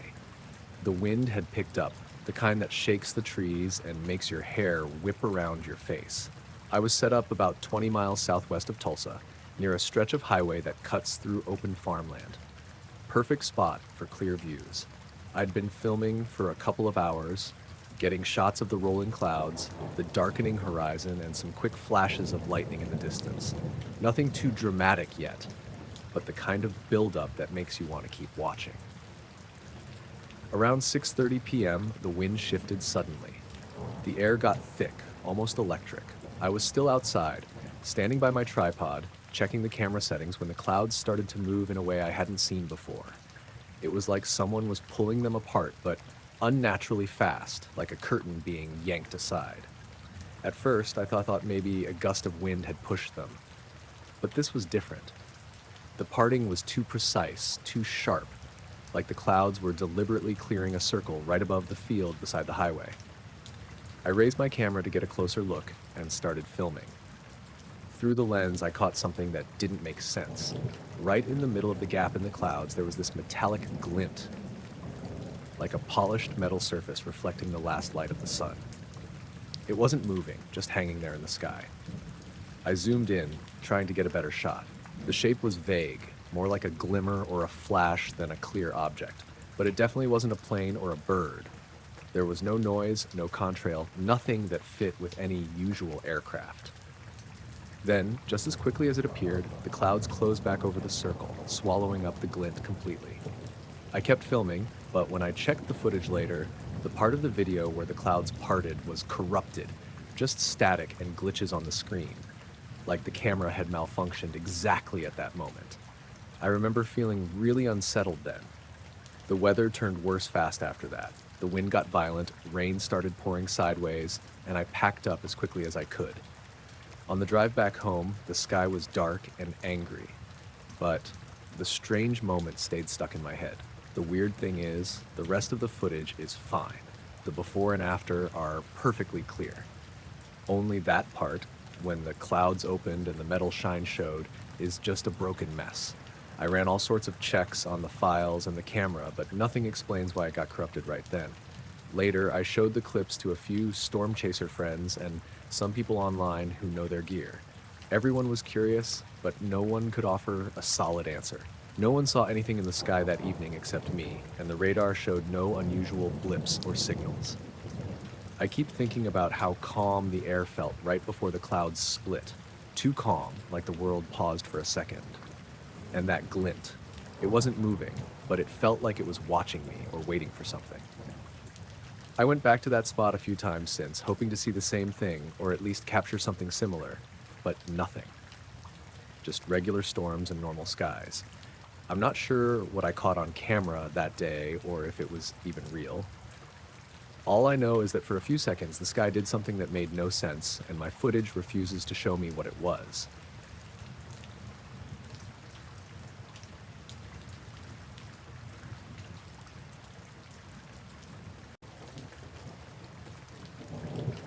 I was out late in one of those parts of the forest that feels like it's been left alone for a long time. No roads, no trails, just trees and brush as far as you can see. I'm a wildlife researcher, nothing fancy, just some seasonal work tagging and tracking animals. That night, I was monitoring deer activity with motion cameras and audio recorders, trying to catch anything unusual, especially since it'd been quieter than usual around the usual spots. I got out there just before dusk. The sky was overcast, low and gray, like the kind of evening that promises rain but never really delivers. The air was cool and damp, the kind of quiet that makes you feel like the whole forest is holding its breath. I set up near a small clearing where the deer usually come to feed. I didn't expect much. The cameras had shown less movement lately, which was weird because that's prime season. I sat down on a fallen log, just watching through the underbrush, keeping quiet, waiting for something to happen. After maybe half an hour, I started to hear the usual sounds, twigs snapping, leaves rustling, but then I noticed something odd. A small group of deer came out from the trees across the clearing, 4 or 5 of them just stepping cautiously into the open. At first, nothing strange. They were grazing, nibbling at the low shrubs, ears twitching now and then. But then, without warning, they all froze, like statues. I'm serious. They were mid-step, muscles locked, heads tilted slightly upward. Their eyes were wide, and they stayed like that for close to 5 minutes, not moving an inch, just staring. I looked up to see what they were watching. The sky was mostly cloudy, but there was this one spot where the clouds had thinned out a bit, showing a faint patch of stars. Nothing was there. No planes, no helicopters, no birds, just quiet. But the deer didn't blink or lower their heads. They just kept staring, frozen in place. The silence was so thick I could almost hear my own heartbeat. I remember thinking, this is weird. This isn't normal. I didn't move or make a sound, hoping whatever it was would show itself. The longer they stayed frozen, the more uneasy I got. Then suddenly, like someone dropped a bucket of water, they all bolted in different directions. One ran straight toward me, stopped abruptly behind a tree, then disappeared. The others scattered deeper into the forest, their hooves pounding, but no calls or alarm sounds, just silence as they vanished. I stayed where I was, heart pounding. I didn't see anything in the sky, didn't hear anything, but that moment felt like something shifted in the air. I checked my equipment. The cameras had recorded the deer freezing, but nothing else unusual showed up in the footage. The audio picked up a low hum, almost like a distant engine but smoother, almost vibrating through the ground. I packed up slowly, my eyes darting around the darkening woods. I felt like I was being watched, but every time I looked, there was nothing but trees. Walking back, I caught a glimpse of a light, a faint, pulsing glow through the branches. It wasn't a flashlight or campfire. It hovered, moving slowly but deliberately. I stopped. The light didn't flicker or change color, just stayed steady, soft white. I thought about calling out, but my voice felt stuck. After a few moments, the light vanished. I got back to my car without seeing anything else. The forest was quiet again, like nothing had happened. I still don't know what the deer saw that night.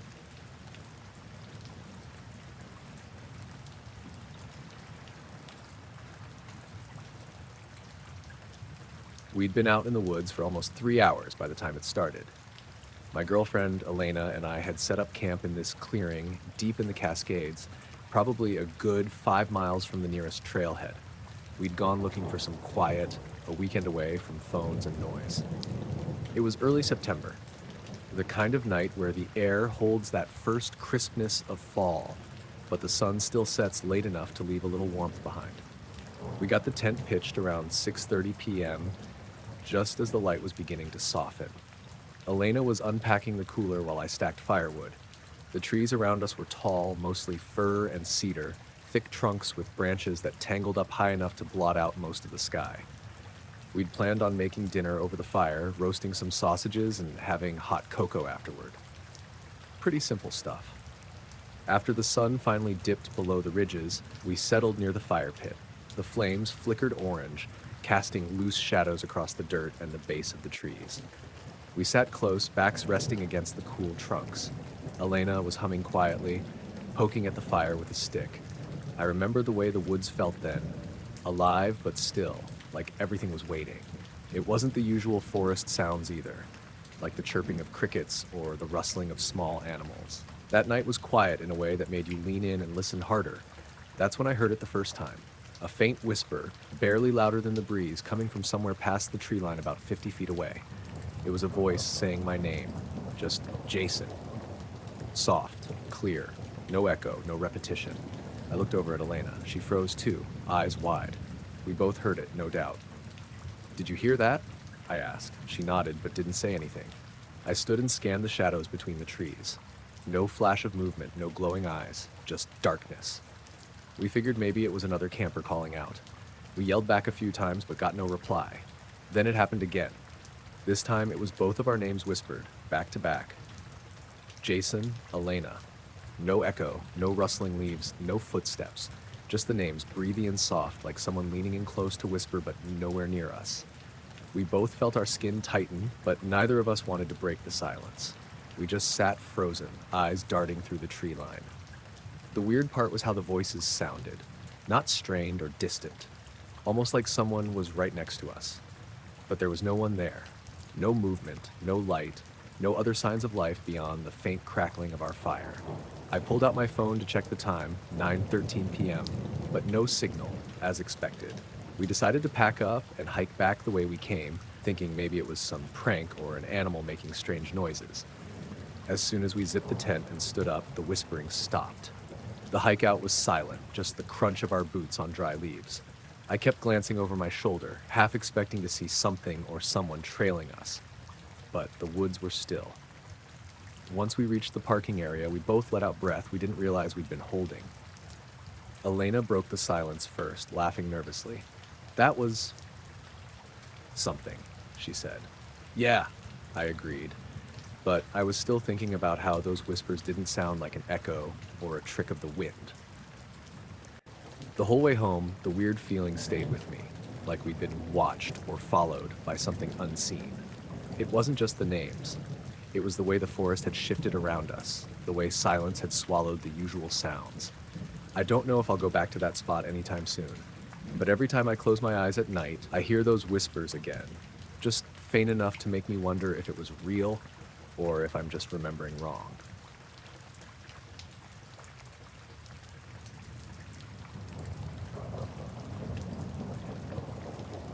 We were about 6 miles into the backcountry, somewhere north of Bozeman. I don't remember the exact trail, something off the Spanish Peaks. It was me and my friend Eli. We'd both done trips like this before, and this one wasn't anything special. Early September, decent weather, just cold enough at night to make coffee in the morning feel earned. We got to our site just before dusk. It was this flat patch of grass beside a small alpine lake, ringed by pines and backed up against a ridge. No one else around. We pitched the tent, made dinner, and settled in. The moon hadn't come up yet, so it got dark fast. That kind of quiet dark you only get when you're far enough from any roads. Around 9, we laid out on our sleeping pads by the water. We hadn't made a fire, too dry up there, so we just laid back and watched the sky. Stars were out in full, the kind of view where you feel like you're floating under them, not looking up at them. I remember pointing out Cassiopeia and Eli asking if I could really see shapes in that mess. It started slow, not even weird at first. I saw this cluster of faint stars that seemed closer together than they should have been, like someone had pressed a thumb into the sky and made a denser patch. At first, I figured it was my eyes adjusting. Then Eli asked, "Are those moving?" We both sat up. There were about 20 of them. Not the brightest stars, just slightly dimmer than the ones around them.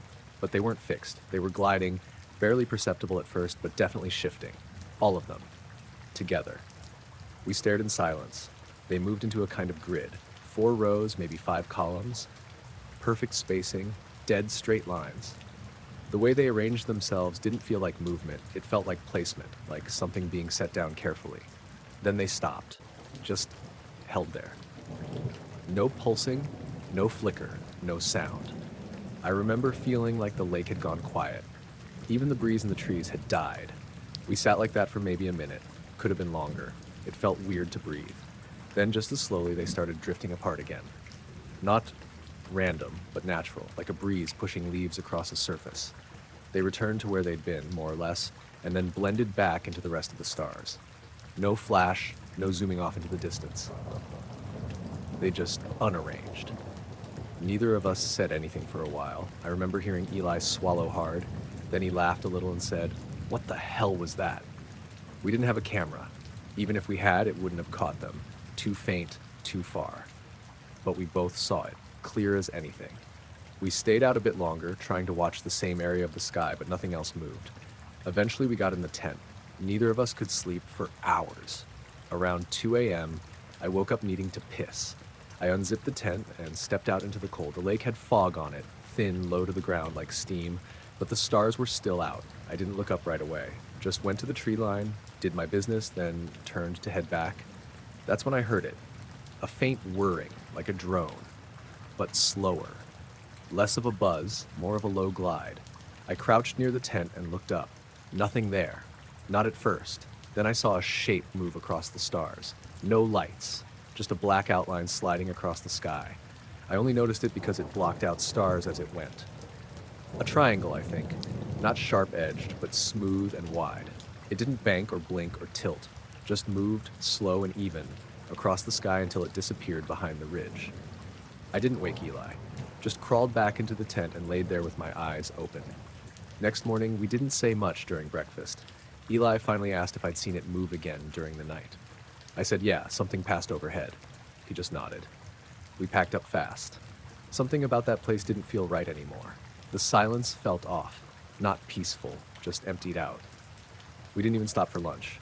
Got back to the car by late afternoon, drove straight home. Neither of us really brings it up anymore. Not because we're scared, but because there's nothing to add. We saw it. That grid. The shape in the sky, and then it was gone.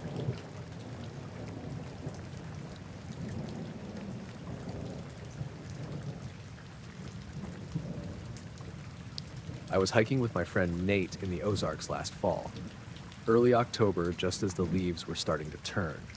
We'd planned a 3-day loop through the Boston Mountains, trailhead off Highway 23 out near White Rock. Nothing too extreme. We'd both done it before, just not together. The second night was where it happened. We'd made camp in a little hollow near a creek, maybe 6 or 7 miles in. Weather was perfect, clear sky, mid-50s, not a cloud all day. I remember saying how quiet it was out there. No traffic noise, no planes overhead, just the sound of the creek and some insects. We ate dinner around dusk, shared a flask, and turned in a little after 9. Nate sleeps heavy, but I don't. I kept waking up every hour or so. I chalked it up to the cold or maybe I always feel a little off that far out. Around 2:30, I gave up trying to sleep. I got out of my bag, unzipped the tent, and stepped outside. The fire had gone cold. The sky was bright with stars, the kind of night where you can see the Milky Way without even trying. I stood there for a bit, stretching my back, not really thinking. Then Nate unzipped the tent behind me. I hadn't heard him sit up or move. He just opened the flap and crawled out like he'd been wide awake. "You hear that?" he said. I hadn't heard anything. I asked him what he meant. He looked up and said, I dunno. Thought I felt something. We stood there for a minute, listening. Nothing. Not even the wind. The trees were dead still, like they were frozen in place. Then I noticed the stars were gone.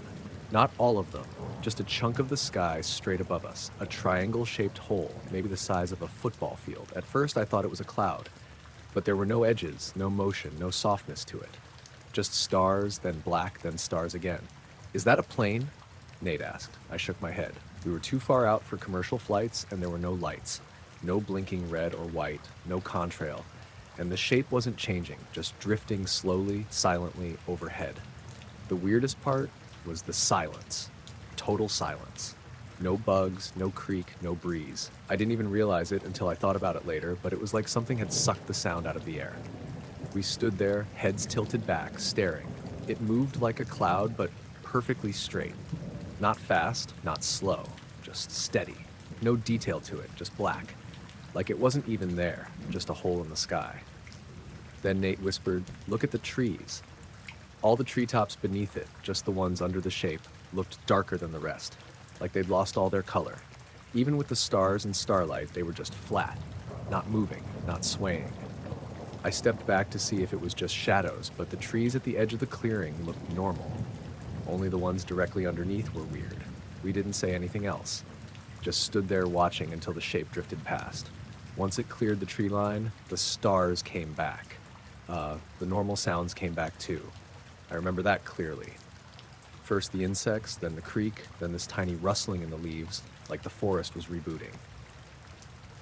We didn't sleep the rest of the night. We just sat by the cold fire pit with our backs to the tent, not saying much.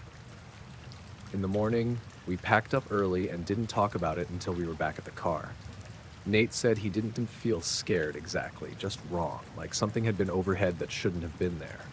I felt the same. I asked him what he meant when he said he felt something before we saw it. He said he didn't know, just this weird heaviness, like someone had draped a wet blanket over the whole world for a second, like gravity got stronger. Neither of us had any pictures, obviously. Phones were off. I didn't even think to reach for mine. Didn't even cross my mind until the next day. I drove home that afternoon and spent the evening looking up military flight patterns, satellites, anything that might explain it. There was nothing. I haven't been back out there since. Nate hasn't either.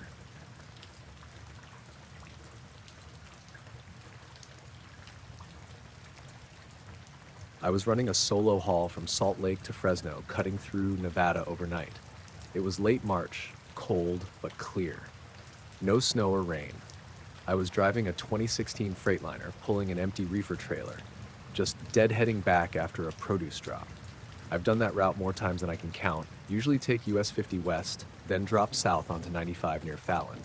Quiet stretch. No traffic after dark, especially through the middle part. Wide open desert, a few miles of nothing between small towns. I was somewhere west of Ely, around 11 p.m. when I noticed the lights. I just passed a faded green sign for Eureka, still over an hour away. The road was flat and dead straight. I hadn't seen another car in a while, probably 20 minutes. But when I checked my mirror, I saw headlights way back behind me. Just two dots, low and even. Didn't think much of it. Could have been another truck, or maybe some guy pushing it to make time. The thing is, those headlights never got closer. That stretch of 50 is empty. If someone's behind you, they either catch up or fall behind. It's too flat for games.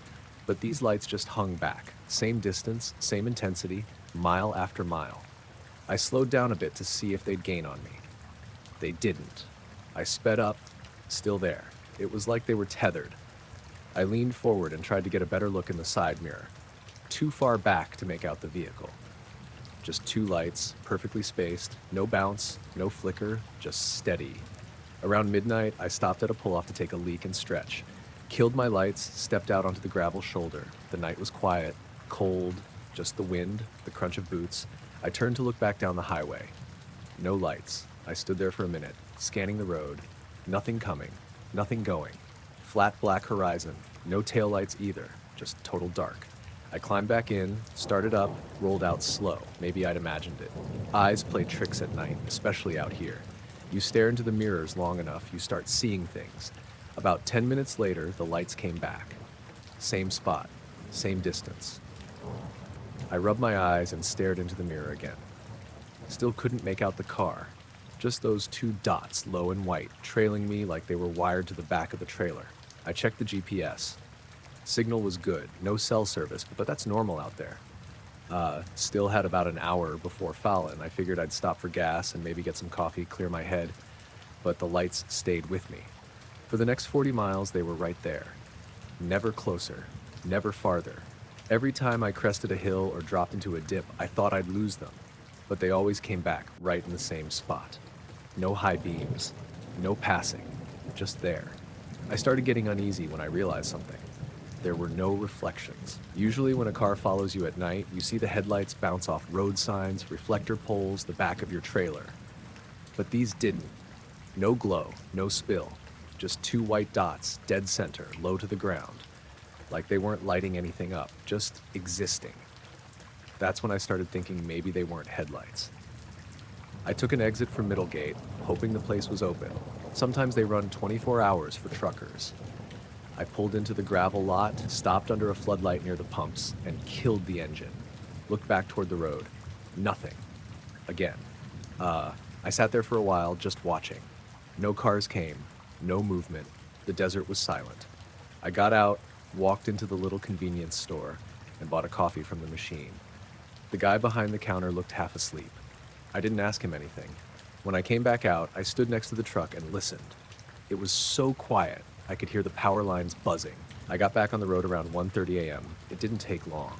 15 minutes down the highway, the lights reappeared. Same spot, same spacing.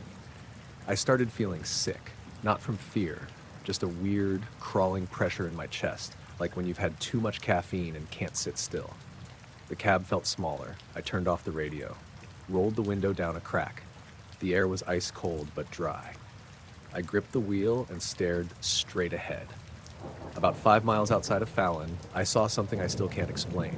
I was coming around a wide curve when the road opened up into flat, open scrubland. No trees, no fences, just dirt and brush. The lights were still in my mirror, still steady.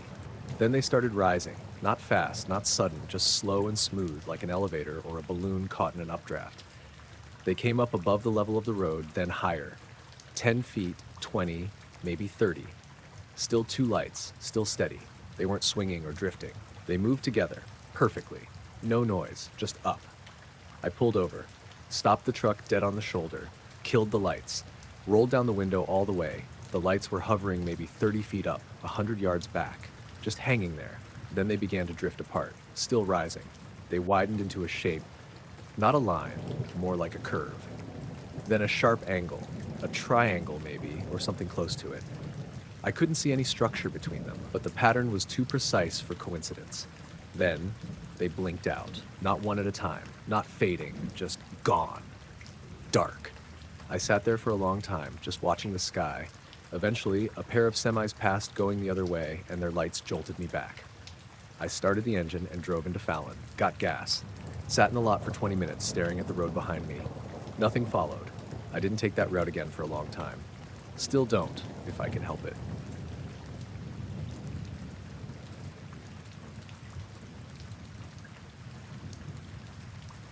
I was camping alone out in the Mojave Desert one weekend in late October. It was supposed to be a quick trip, just me, my old Chevy truck, and a small tent I'd set up near a dried-up wash about 20 miles from the nearest town. I'd wanted to get away from everything for a couple of days. No phone, no internet, just the desert and the stars. The first night was pretty normal. After setting up camp, I cooked some beans over the fire and watched the sky turn dark. The air was dry and cool, just cold enough to make the fire feel good. No wind, nothing but the quiet hum of crickets and the occasional hoot of an owl. Around midnight, I was lying back on my sleeping bag just staring up, trying to take in as many stars as I could. The Milky Way was spread out like a big cloudy streak, and there were a few bright shooting stars streaking across here and there. Pretty typical for a desert night. Then, out of nowhere, I saw something weird. It looked like a shooting star at first, bright white, moving fast, a perfect streak across the sky. But halfway through its path, it just stopped, like someone hit the pause button. Then it started moving backwards, slowly, along the same path it had just come. I sat up, blinking, because that made no sense. Shooting stars don't move backward, right? I rubbed my eyes and looked again. It was definitely moving backward, gliding smoothly and silently. No sound at all. Then it paused again near where I'd first seen it, just hanging there for maybe 5 or 6 seconds. It wasn't bright anymore, more like a dull whoa. Then, suddenly, blink glow. It's like inked out. Like it vanished. Just gone. No trail, no sparkle, nothing. I sat there for a long time just staring at that spot. My heart was racing, but I couldn't figure out what I'd just seen. I thought maybe I was hallucinating or that it was some kind of weird atmospheric thing. I tried to shake it off and went back to lying down, but the feeling stuck with me. The kind of feeling you get when something's just a little off, but you can't explain how. I looked around the campfire, which was now just a pile of cold ashes, and noticed something else. My compass, which I'd left on the picnic table, was spinning slowly. Not fast, but steady, like it was caught in some invisible current. I picked it up, thinking maybe it was broken, but the needle didn't settle on anything. It just spun around and around. I shook it, flipped it over, even took out the battery. There's no battery, it's a magnetic compass after all, but it kept spinning. I put it down, trying not to freak out. I told myself it was probably some weird magnetic anomaly, maybe from a mineral deposit in the ground or something. The next morning, I packed up and drove back to town, but the compass still spun the whole way. It didn't stop until I got into my apartment and set it down on my metal desk. Then it finally settled north like normal. I didn't want to think too much about it, but the whole trip felt strange after that. Like the desert had this invisible boundary where normal rules didn't apply. And that shooting star, it wasn't just a shooting star. It did things no meteor could do, with no sound and no trail. I don't know what it was, but I'm pretty sure it wasn't something from this world.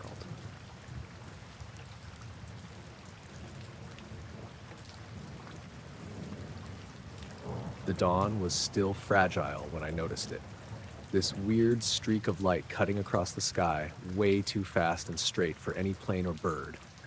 I was unlocking the back door of the clinic where I work as a wildlife rehabilitator out here in rural Vermont.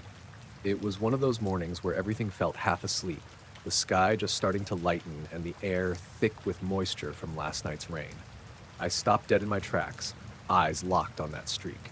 It was bright, almost blinding for a second, and it moved so cleanly across the horizon like someone had dragged a glowing ruler across the sky.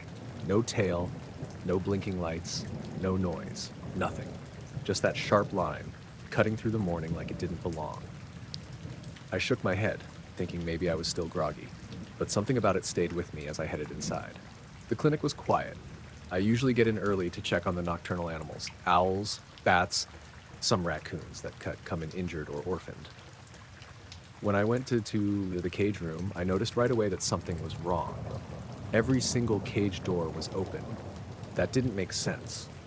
I'm pretty meticulous about closing those doors every night before I leave. And it's not like the animals just let themselves out. I hadn't heard any noise during the night, no rustling or barking or fluttering. I walked through the room, heart starting to beat faster. All the animals were still there, huddled or sitting quietly inside. No signs of damage or struggle. The doors were just open, and not a single one was locked. I checked the security cameras later that morning, hoping to find some explanation. A raccoon clever enough to work a latch, or maybe a door left ajar by accident. But the footage showed nothing out of the ordinary. No movement near the cage room at all during the night. I tried calling the other staff, but it was too early for anyone to answer. I didn't want to freak anyone out, so I just locked everything back up and went about my day, but I couldn't shake the feeling that I was being watched. That evening I was locking up when I saw him, standing just outside the front door of the clinic in a black suit that looked like it had come straight out of the 1950s. The jacket was tight, the tie perfectly knotted, and his shoes shined almost too much for this little rural town. He didn't say anything when I stepped outside, just held out a key ring toward me. There was a small white tag attached to it with neat printed letters that said, "Do not use." I stared at him, dumbfounded. No expression on his face, no indication of who he was or why he was here. I asked him who he was or what this was about, but he just shook his head slowly and then turned on his heel and walked away down the empty street, disappearing into the gathering dusk. I was left standing there with the keys in my hand, the "Do Not Use" label glaring up at me under the streetlight. I didn't know what to do with them. I still don't. The next morning, everything at the clinic was normal. No open cages, no missing animals. But sometimes when the light is just right at dawn, I swear I see something moving outside. Just a shadow, or maybe a figure in a black suit watching from the edge of the trees. And the key ring? It's sitting on my kitchen table. I haven't touched it since that night.